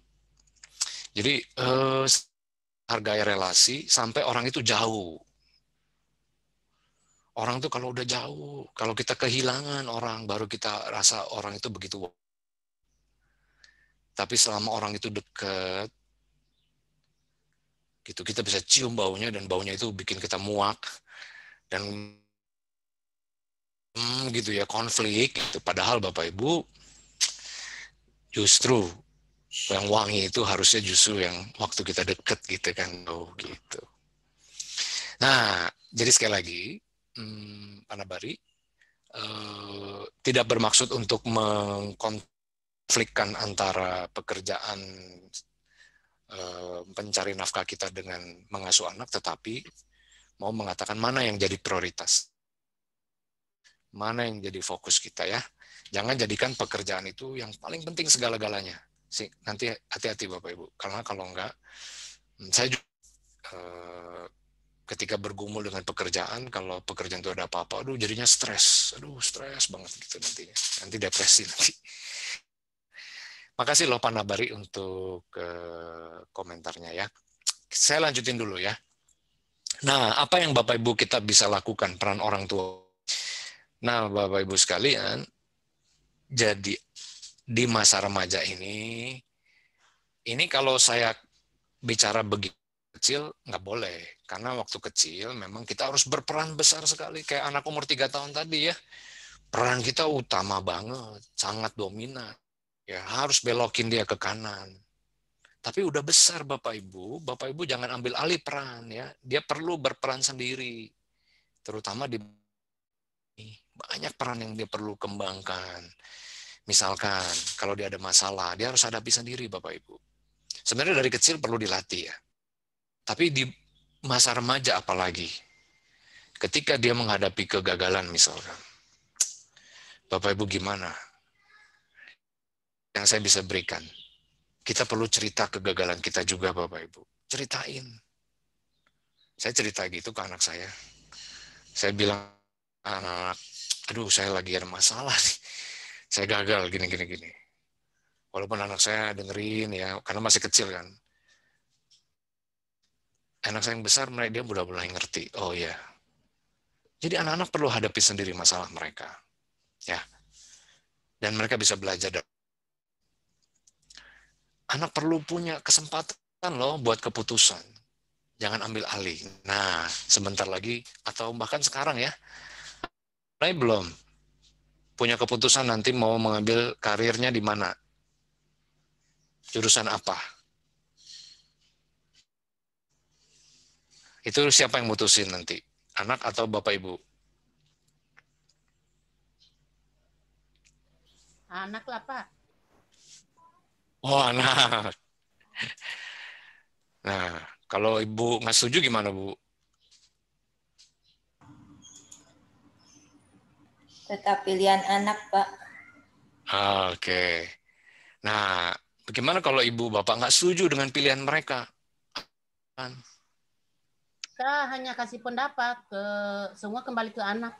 Oke. Kita kasih masukan-masukan, apa kelebihan dari kita, apa juga kekurangan dari pilihan dia, ya kembali ke anak. Kita kembali. Oke. Nah ini selama ini kelas Bapak Ibu kan kelas 10 nih ya, anak-anaknya terutama ya, betul ya? Ayo, ini untuk banyak waktu ya bersama dengan mereka mengeksplorasi berbagai pilihan, menelusuri, ngantung nanti saat-saat terakhir udah pilih jurusan baru pilih, ya. Saya kasih contoh satu hal yang bagus saya ya. Saya punya seorang mentor yang udah lebih senior dari saya, anaknya juga udah remaja. Jadi dia ngajarin anaknya, Bapak Ibu. Bapak Ibu kalau mau ngajarin anak, Bapak Ibu pengen nggak anaknya jadi entrepreneur? Gimana? Ikut seminar? Baik. Baca buku? Boleh.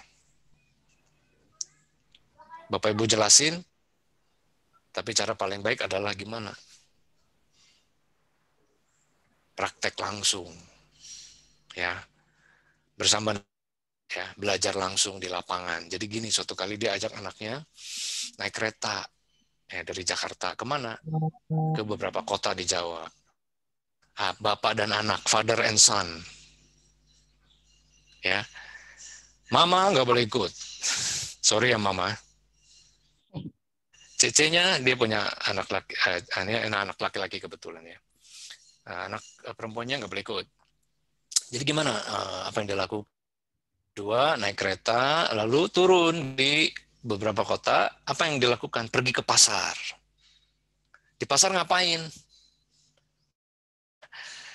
Di pasar ketemu dengan pedagang, kemudian nanya, interview, observasi, mengamati yang terjadi. Tanya sama pedagang, Bapak belinya di mana? Ini dari mana orang yang Bapak jual? berapa harganya dan sebagainya. Jadi anak itu belajar langsung di lapangan begitu loh, bersama dengan papanya. Pada kasih kuliah ya Pak, 2 SKS, biasanya kalau kayak gitu anak suruh duduk di sofa, bapak ceramah, anak belum tentu bisa dengar. Cara ini bagus, coba lakukan. Praktek langsung di lapangan ya. Lanjut, orang memberikan dukungan positif, terutama di saat mereka mengalami kesulitan, di saat mereka gagal. Anda harus terus percaya dan memberikan rasa aman pada diri anak Anda ya. Oke, nah sekarang ini tekankan, tadi saya ceritakan ke Pak Nabari tadi, yang ilustrasi yang saya kasih pengalaman saya. Ini menurut saya ini tantangan besar di kota-kota, di Jakarta apalagi. Peran ayah.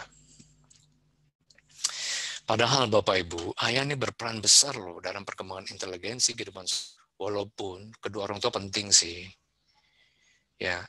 Nah, ini beberapa hasil penelitian ya. Ayah tuh kalau ke anak laki-laki biasanya punya ekspektasi maskulinitas. Kalau ke anak perempuan, anak saya anak perempuan, tiga-tiganya perempuan.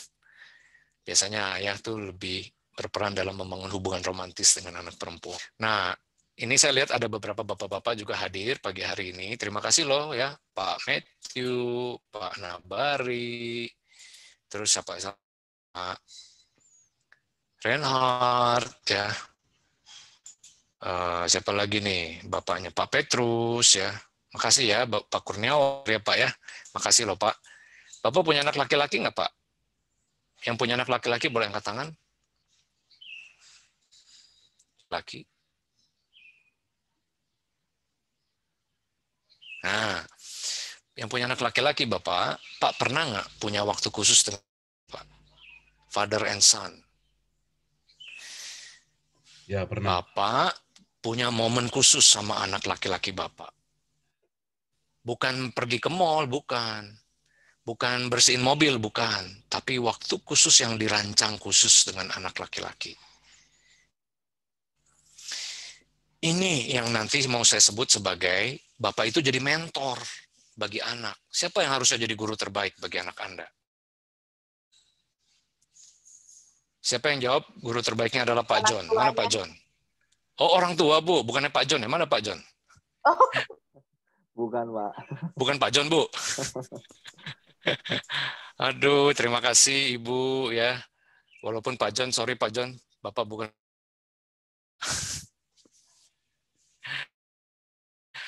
Bukan ya. Yang saya maksud adalah bahwa Bapak Ibu nggak boleh mengalihkan peran Bapak ya sebagai guru terbaik. Walaupun ada guru di sekolah, tapi guru terbaik tetap adalah Anda orang tua. Guru ya. Karena kenapa? Andalah yang akan sangat-sangat berperan besar bagi kehidupan anak Anda. Ya, ajarkan dengan contoh. Jadi kita harus terus refleksi ya, berpikir bahwa kita sendiri belum gitu ya. Itu pertanyaannya. Kedua, momen belajar ini yang tadi saya tekankan. Makanya tadi saya tanya bapak-bapak, kalau yang belum pernah, tadi kayaknya Pak Nabari pernah, bagus Pak, makasih. Yang belum, coba deh ciptain satu momen begini. Momen itu, ya, Bapak sama anak berdua ngapain? Aktivitas pertama ya. Aktivitasnya boleh apa? Ada seorang bapak itu, dia bilang ke saya, dia sama anaknya bulu tangkis. Ya, awalnya anaknya nggak mau bulu tangkis. Bapak main aja sama teman papa, aku nggak mau. Tapi lama-lama itu jadi kebiasaan rutin. Nah, jadi Bapak Ibu sekalian, pengajaran-pengajaran yang bagus itu seringkali nyampe ke diri anak lewat situasi tidak formal, lewat situasi yang intim, dekat, akrab dengan Anda, dengan orang tuanya. Ya. Nah, contoh lagi, misalkan Anda mau ngajarin tentang seksualitas. Mama yang punya anak perempuan gimana, Ma? Punya anak perempuan? Ya, dijelaskan dikit-dikit, Pak. Nah, caranya gimana, Bu? Caranya gimana? Suruh duduk di sofa, Ibu kasih ceramah 2 jam, 2 hari 2 malam? Enggak lah, sambil... Oh, enggak begitu ya. Enggak serius-serius amat. Nah, Bu, saya kasih tip ya, Bu. Coba Ibu sama anak perempuan, mother ya, ibu dan anak perempuan. Ibu juga punya waktu khusus. Ya. Momen khusus. Nah, dari hati ke hati, itulah pengajaran-pengajaran paling bagus masuknya di situ. Seringkali pengajaran yang paling bagus itu bukan masuk, tapi ke hati. Itu akan tertanam, benar. Dan itu mesti ada momennya nih. Momen belajar ini. Dicip. Ya. Nah, selama masa pandemi ini sebenarnya momen-momen belajar bisa banget diciptain kan? Banyak. Mentor saya tiap pagi ajak anaknya jalan pagi, ya. Itu bagus. Salah satu contoh ya. Nah, Paul David Tripp, dia kasih contoh lagi dari saya promosiin. Kita boleh melakukan strategi bikin proyek. Bikin proyek itu maksudnya gini ya. Bapak Ibu memikirkan semuanya sekaligus. Maksudnya tuh saya pengen membantu anak saya dalam semua hal. Dalam disiplinnya, supaya dia nggak males, supaya dia jadi begini, jadi begitu, semua. Jangan. Nanti kita pusing sendiri. Pilih. Jadiin itu proyek. Ya. Lalu, Bapak Ibu, fokus di situ. Ya. Fokus di pikirin, kira-kira, misalkan contoh gini ya, kalau saya pengen bantu anak saya untuk supaya dia lebih percaya diri, misalkan. Oke, fokus. Gimana caranya? Ya, supaya saya bisa dampingin dia untuk dia bisa lebih punya rasa percaya diri, misalkan. Gitu. Yang lain-lain apa? Kayak disingkirin dulu gitu loh. Ya, jadi ada proyek khusus. Nanti proyek ini selesai, pindah lagi ke proyek lain. Jadi ke anak remaja, satu, nggak usah semua sekaligus. Oke, nanti kalau ada pertanyaan saya jawab ya. Nah, gimana kalau ya, aduh, Bapak Ibu, nah ini ada satu masukan bagus dari Michael Bradley, dia nulis satu buku, ya, tanda kutip anak remaja yang gila, tanda kutip ya, gilanya tanda kutip. Dia kasih usulan gini, Bapak Ibu harus jadi orang tua yang dispassionate. Ya, ini saya kasih banyak masukan informasi, semoga nggak terlalu overwhelm ya Bapak Ibu ya. Bapak Ibu ilustrasi, kalau di bahasa Indonesia kan tuh kurang berhasrat kira-kira gitu. Siapa yang pernah naik mobil, bawa kendaraan misalkan, lalu ditilang sama polisi? Pernah ya? Misalkan gitu ya. Misalkan ya, ini polisi lalu ketok-ketok kaca Anda. Anda buka, lalu dia teriak-teriak sama Anda. Ya, Anda itu salah. Gitu ya. Nah, Bapak Ibu yang jadi orangnya di situ, rasanya gimana?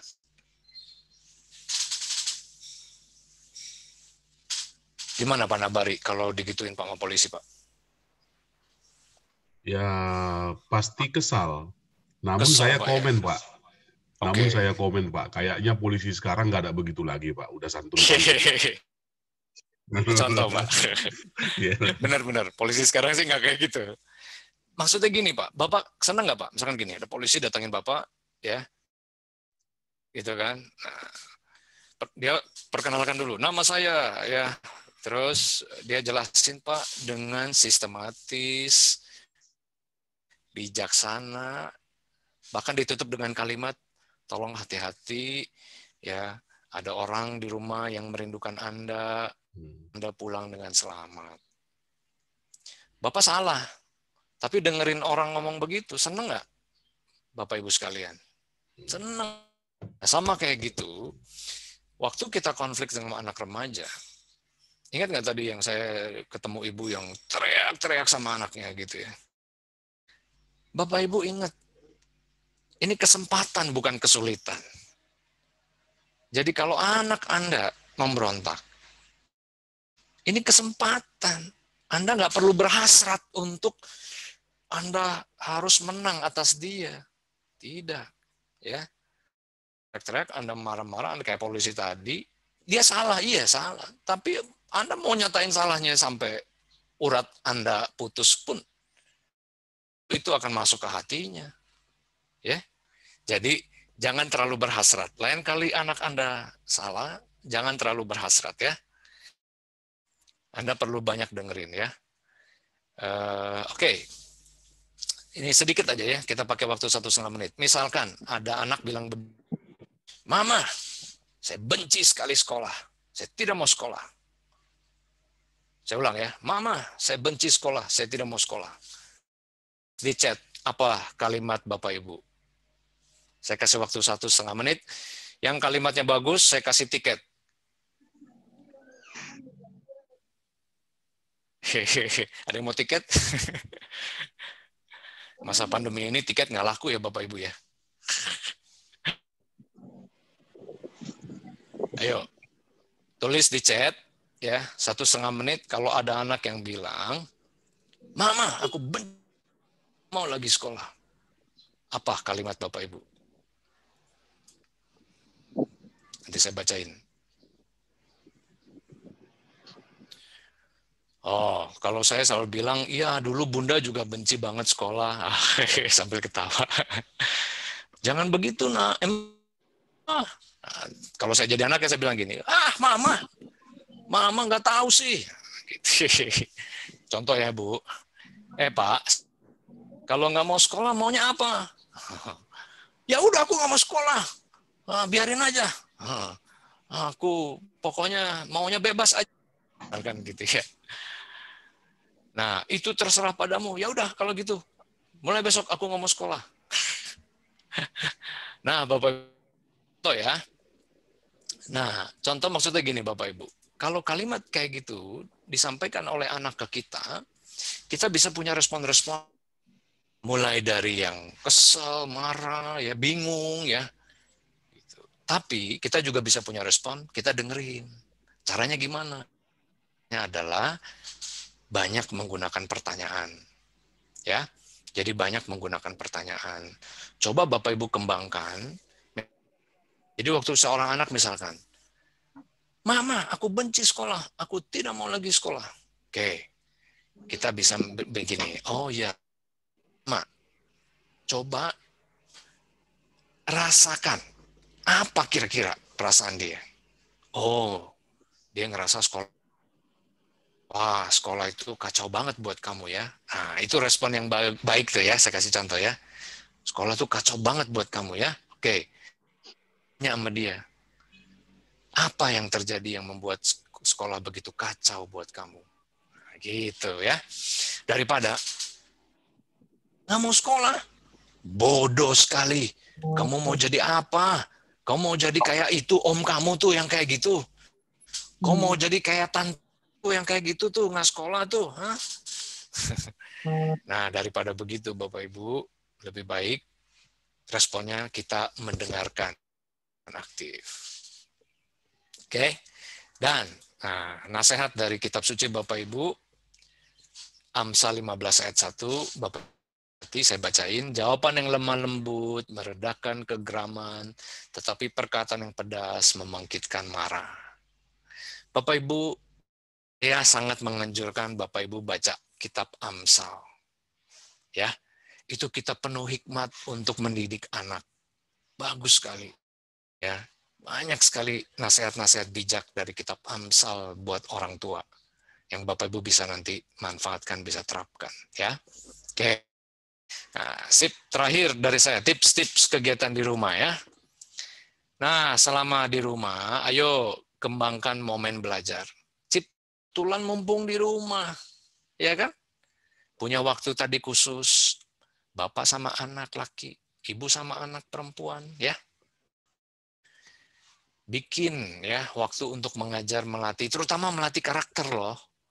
Nah, silakan tadi yang pengen tahu tentang hal-hal saya punya program podcast, Asah Karakter, bisa dilihat di podcast saya ya. Yang ketiga, praktekkan bersama dengan anak. Tadi ya, kalau ngajarin entrepreneur ya, praktekkan bersama dengan anak. Lakukan secara khusus dan pribadi ya. Lebih dari satu anak ya. Urusi satu anak demi satu anak ya. Jangan bandingkan, tadi Pak John juga, Pak Ibu tolong jangan bandingkan anak Anda dengan anak yang lain atau dengan anak orang lain. Khusus pribadi. Mulai dari diri orang tua sendiri. Yang penting juga terakhir, love never fails. Bahasa Inggrisnya ya, 1 Korintus 13 ayat 8. Kalau Bapak Ibu mau lihat nanti dalam bahasa Inggrisnya, never fails. Kasih tidak pernah gagal. Ya. Nah, ini saya ini ya. Ini istri saya, Sukmana. Ini kami kalau pandemi masih aktif. Bapak Ibu semoga di masa pandemi masih aktif ya.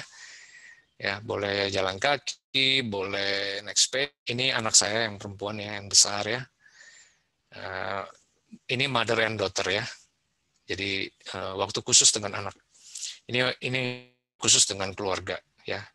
Jadi walaupun di masa pandemi Bapak Ibu, ayo saya menyemangati, mendorong kita ciptakan banyak momen bersama dengan keluarga. Oke, saya akan berhenti dulu sampai di sini. Sekarang waktunya saya kembalikan ke Pak John, atau gimana Pak John enaknya untuk kalau ada tanya jawab. Oke, baik, terima kasih Pak Evans.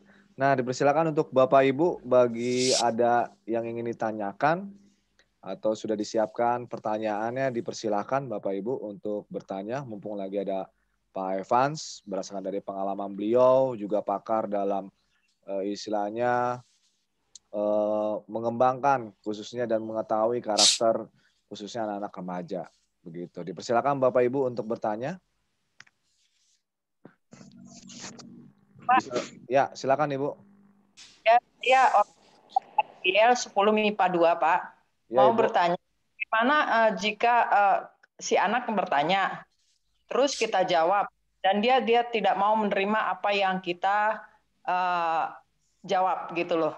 Jadi tetap berprinsip pada pribadi dia sendiri. Bagaimana cara meresponnya, Pak? Sikap kita setelah itu. Itu saja.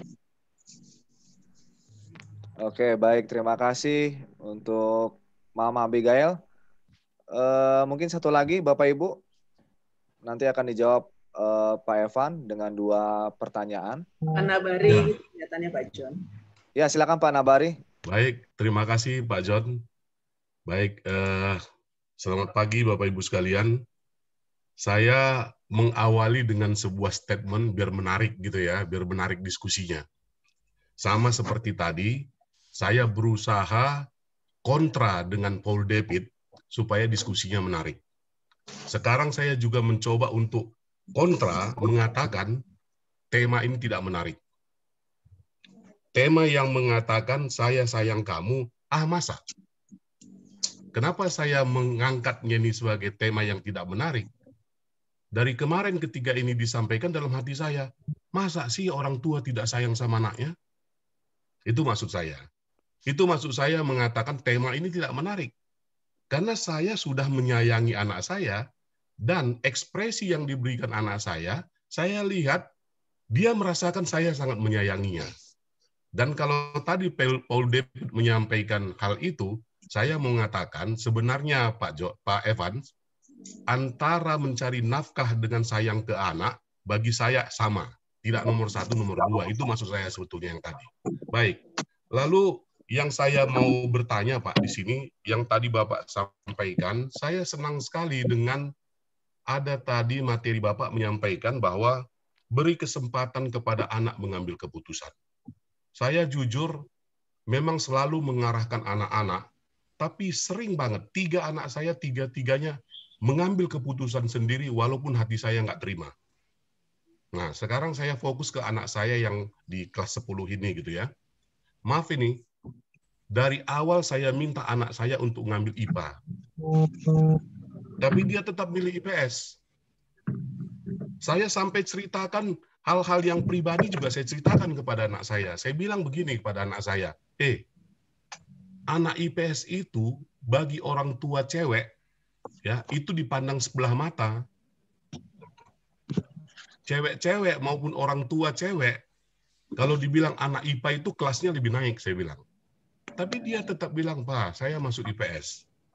Terus saya bilang, IPA itu kan nanti bisa ya. Kalau kamu kembali ke IPS juga nggak apa-apa. Ngapain seperti Papa? Papa dulu IPA, tapi akhirnya kuliahnya hukum juga gitu. Nah, dia kasih argumen seperti itu. Akhirnya sesuai dengan materi Bapak tadi, saya memberi kesempatan dia mengambil keputusan. Dan hasil tes psikologi kuantum kemarin, saya mendapatkan jawabannya. Meskipun IPA-nya nggak terlalu jelek ya, hampir berada di rata-rata atas IPA anak saya, tapi ternyata IPS-nya berada di posisi superior. Ternyata dia benar ngambil keputusan itu gitu. Namun pertanyaan saya begini Pak Evans, orang tua kan selalu masih ragu-ragu ya, benar nggak anak saya ini ngambil keputusan gitu. Nah oleh karena itu Pak, pertanyaan saya simpelnya begini, bagaimana kita bisa tahu Pak bahwa keputusan anak kita itu udah benar? Saya kira itu aja Pak Evans. Terima kasih. Oke, baik. Silakan Pak Evans di pertanyaan 2 tadi. Ya, makasih Pak John. Yang pertama tadi Ibu Abigail kalau nggak salah ya. Adrian. Nah, Ibu tadi bertanya tentang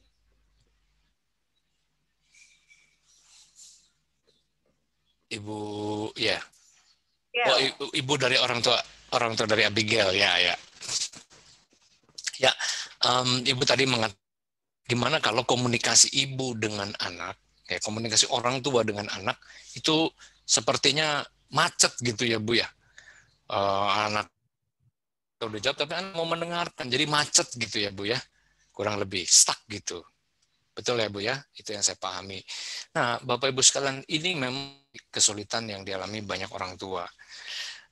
Tadi saya membahas mengenai pentingnya untuk mendengarkan secara aktif. Kenapa? Karena Bapak Ibu, anak-anak kita di masa remaja ya, mereka sebenarnya sudah seharusnya mampu untuk mengembangkan memahami sudut pandang orang lain. Kalau anak-anak yang lebih kecil, cenderung mereka memahami diri sendiri. Jadi tanda kutip ego ya, karena lebih fokus pada diri sendiri. Nah, ketika sudah masa remaja, dunianya kan semakin luas. Harusnya sudah mampu pemikiran atau perhatian dari orang lain. Nah, kita yang udah dewasa harusnya juga begitu. Tapi dalam hal komunikasi, hal ini tidak dilakukan. Jadi fokusnya hanya pada diri sendiri saja. Termasuk tadi, ketika dalam komunikasi anak kita diri sendiri, apalagi kita orang tua. Oleh karena itu, maka tips dari saya ada 3. 1, ya, kali Bapak Ibu atau Anda orang tua merasa bahwa anak Anda itu tidak mau mendengarkan Anda. Nah, jangan menganggap ini kesulitan. Ini kesempatan. Saya ulang ya, jangan anggap sebagai kesulitan, ini kesempatan. Kalau Anda anggap ini kesulitan, nanti biasanya kan rasanya tuh marah. Kenapa sih ini anak nggak mau dengerin saya? Kenapa nih anak membangkang, memberontak? Tapi kalau Anda anggap ini kesempatan, Anda akan bisa bimbing dia dengan lebih baik. Anda akan bisa berespon dengan lebih baik. Yang kedua, Anda perlu untuk jangan berhasrat. Maksudnya jangan terlalu berhasrat, penuh hasrat kayak tadi passionate. Ya. Tips dari saya, tarik nafas Bapak Ibu. Ya, relax. Karena kalau udah komunikasi kayak tadi, udah stuck, udah macet gitu ya. Anak nanya, orang tuh udah jawab, dia nggak mau dengar. Nanti kalau Anda bisa kendalikan tubuh Anda sendiri, ini prinsip biologi sederhana. Omongan kita itu dan kita yang juga dikendalikan oleh tubuh kita. Jadi kalau kita mampu mengendalikan tubuh kita dengan baik, ya kita relax, otak kita tuh ya akan mampu kita kendalikan dan kita mampu nanti meresponi dengan baik. Ya, jadi jangan tarik napas dulu. Gitu ya. Jangan terlalu berasa. Yang ketiga, ya, kalau memang dibutuhkan, ambil waktu 15 menit paling lama. Ya, oke, kalau gitu tunggu. Ya. Karena anak Anda nggak mau dengerin kan tadi kan, Ibu bilang kan. Oke. Saran saya, Papa, Mama ya, berdua harus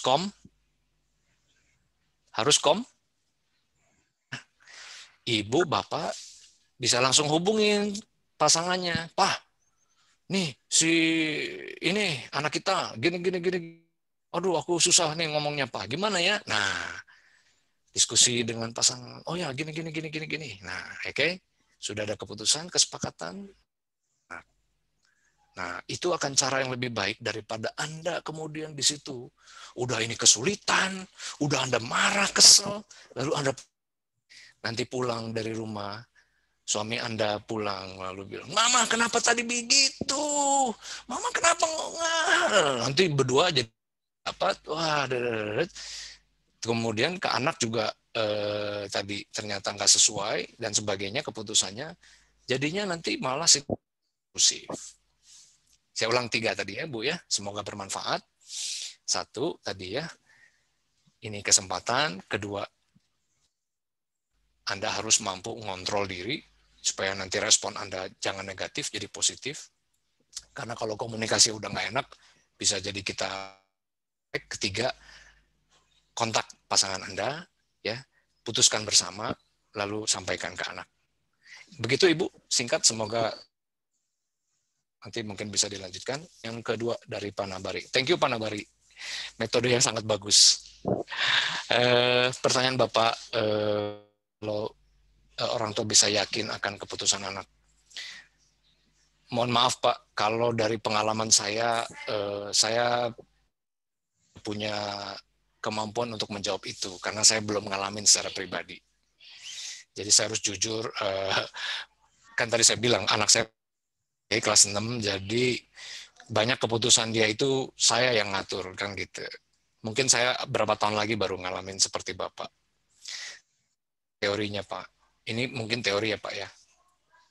Memang tidak mudah untuk Bapak bisa yakin, tetapi ya saya, Bapak ya hanya bisa yakin itu dengan bersama-sama dengan dia mengalami.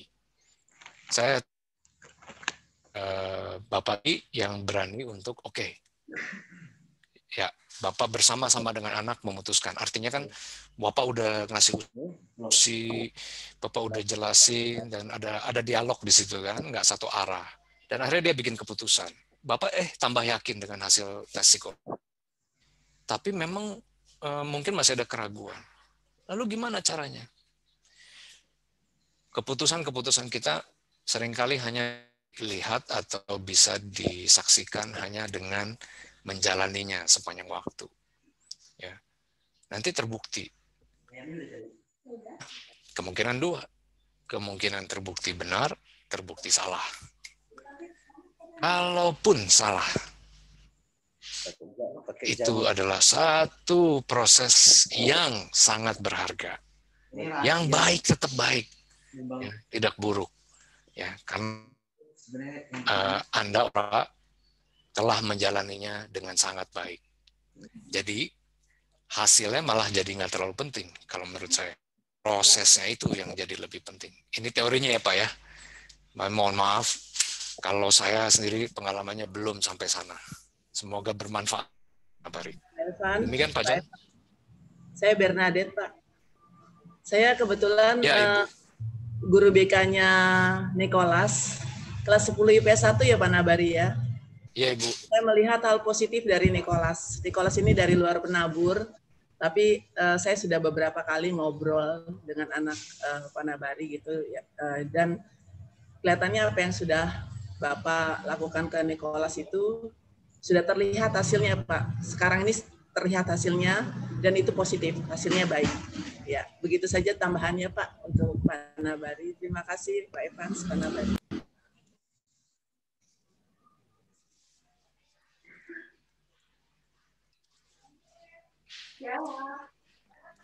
Ya, baik. Mungkin ada lagi Bapak Ibu, satu penanya lagi.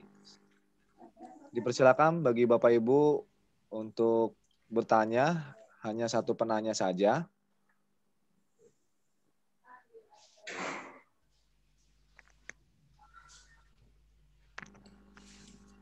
Oke, mungkin sambil dipersiapkan, mungkin ada yang ingin bertanya, itu sudah kami share di chat untuk angket seminar. Mohon izin Bapak Ibu nanti boleh diisikan ya untuk angket tersebut. Kalau kehadiran saya lihat sih sudah mengisi semuanya, kurang lebih yang ada di sini. Oke, ada lagi Bapak Ibu ingin bertanya? Ini tadi di chat saya baca ada 2 pertanyaan yang belum dijawab ya Pak Evan sih ya. Oh ya, silakan. Yang pertama yaitu saya kurang tahu, tadi saya belum mencatat bagaimana supaya bisa memberi kepercayaan kepada anak supaya tetap di jalur yang benar. Itu pertanyaan pertama. Lalu pertanyaan kedua, bagaimana supaya dekat dengan anak? Itu tadi yang mungkin saya bisa mewakili. Saya tadi baca di chatnya ada 2 pertanyaan yang belum dijawab. Terima kasih Pak John, Pak Evan. Ya, terima kasih Bu Beradet. Silakan Pak Evan. Ya, makasih. Bagaimana kita bisa membangun anak untuk berada di jalan yang benar? Bapak Ibu sekalian, ini pertanyaan yang luar biasa, penuh dengan kebijaksanaan. Bapak Ibu, ini justru adalah kesempatan buat kita sekali lagi. Di masa di mana anak kita punya banyak pertanyaan, kita mesti juga berhikmat untuk menjawab pertanyaan-pertanyaan tersebut. Gunakan segala macam strategi. Bagus menurut saya adalah tadi yang saya sampaikan, yaitu gunakan strategi bertanya. Saya kasih satu ilustrasi ini ya. Ini ilustrasi yang saya dengar dari mentor saya. Yang dia juga nggak ngalamin sendiri, tapi dia dengar dari orang lain.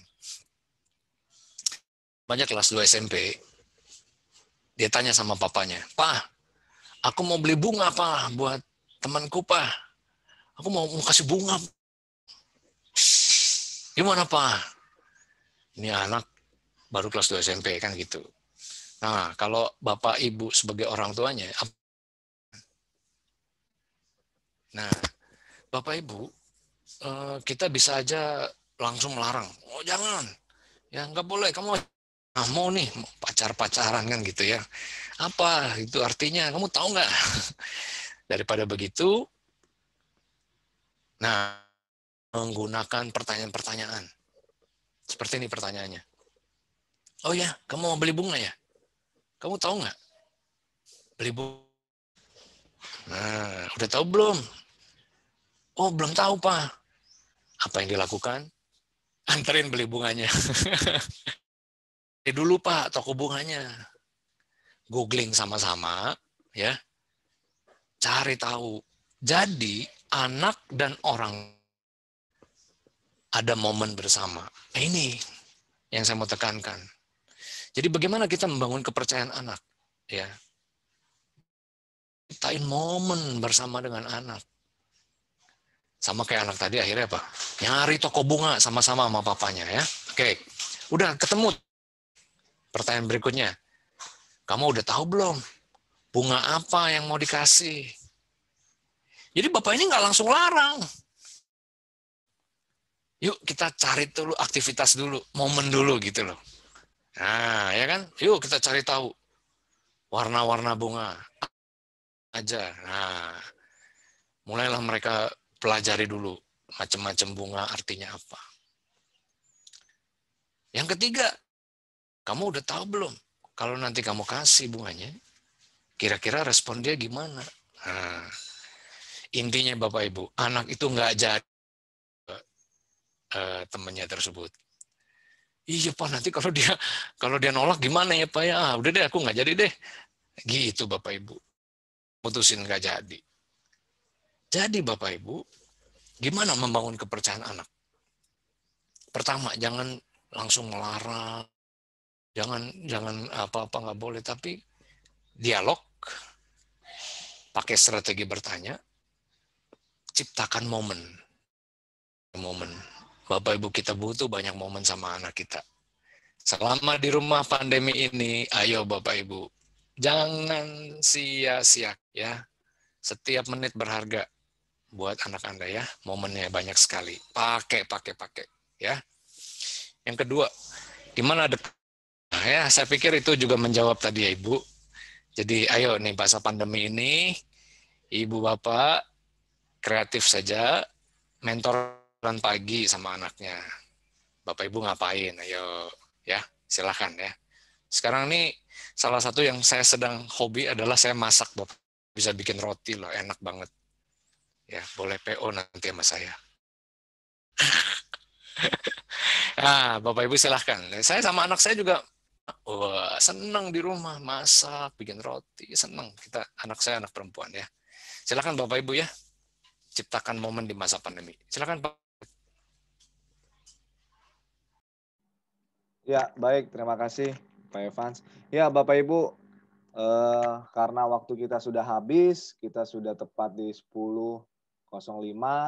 Ya, baiknya kita akhiri untuk pertemuan hari ini. Nanti kita tutup dalam doa. Sebelum itu Bapak Ibu, boleh ya kita foto bersama Bapak Ibu ya secara virtual nih supaya kita dapat dokumentasinya ya. Boleh diaktifkan kameranya Bapak Ibu, boleh dibenerin sedikit rambut-rambutnya ya. Kasih senyumnya yang terbaik Bapak Ibu, nanti bisa dilihat oleh anak-anak kita nih, biasanya kami share ketika ada dokumentasi ini. Dan ini kami record Bapak Ibu, nanti akan kami kirimkan link drive-nya, nanti Bapak Ibu bisa mau mengulang misalnya tentang materi ini, tentang apa yang sudah disampaikan, nanti bisa di sana. Nanti akan kami kirimkan melalui WA grup orang tua. Oke, begitu saja. Oke, baik Bapak Ibu, kita mulai foto bersamanya sebentar. Oke, di slide pertama, senyum yang manis Bapak Ibu. Oke, di slide keduanya, boleh yang belum aktifkan kameranya Bapak Ibu dipersilakan. Senyumnya 1, 2. Oke, di terakhir, di layar ketiga, boleh senyumnya Bapak Ibu.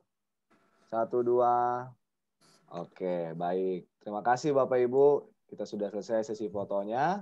Nah, oke Bapak Ibu, terima kasih sekali lagi kami ucapkan dari kami khususnya Guru BK Semak 7 termasuk Bapak Ibu yang tidak bisa mewakili di sini di khusus Semak 7, terima kasih atas kehadirannya yang telah memberikan waktunya nih untuk sama-sama kita belajar bagaimana untuk belajar ya, untuk bagaimana kita bisa memahami untuk pola. Ibu, maaf, mungkin Pak Jonnya ini keluar ya. Ini. Terima kasih Bapak Ibu. Ya, ini baru. Oh iya tadi maaf. Berdoa dulu. Bapak. Oke. Ya baik, sebelum doa Bapak Ibu sekali lagi terima kasih Bapak Ibu untuk kehadirannya, untuk waktunya. Kami ucapkan tetap jaga kesehatan Bapak Ibu. Mari kita tutup di dalam doa untuk pertemuan hari ini. Mari kita satukan hati kita. Tundukkan kepala, kita bersatu di dalam doa. Bapa kami yang bertata dalam surga, terima kasih Tuhan atas berkat-Mu Tuhan. Terima kasih Tuhan atas penyertaan-Mu pada hari ini. Kami telah selesai Tuhan di dalam seminar online di PCG kedua ini. Terima kasih Tuhan atas penyertaan-Mu. Terima kasih Tuhan Engkau telah memberkati pembicara kami, Pak Evans yang telah memberikan pengalamannya kepada kita semua, khususnya untuk Bapak Ibu, orang tua murid kelas 10. Kiranya apa yang disampaikan oleh Pak Evans itu dapat kami aplikasikan Tuhan dalam kehidupan kami masing-masing, termasuk yang kepada putra-putri yang sudah Engkau titipkan kepada kami Tuhan. Kiranya Tuhan sertai kami Tuhan di dalam mendidik anak-anak kami. Sekali lagi kami ingin mengakhiri atau mungkin ingin melakukan kegiatan atau aktivitas yang lain, kiranya Tuhan sertai aktivitas kami Tuhan, agar kami terus penuh dengan sukacita, penuh kasih kepada siapapun. Inilah doa kami Tuhan, di dalam nama Tuhan Yesus Kristus, kami berdoa dan mengucap syukur. Amin. Iya, terima kasih Bapak Ibu sekali lagi. Jangan lupa angketnya diisi Bapak Ibu. Tuhan Yesus memberkati. Aku nggak bisa foto, aku nggak ngerti. Bapak Ibu semua. Terima kasih. Terima kasih Bapak Ibu. Terima kasih.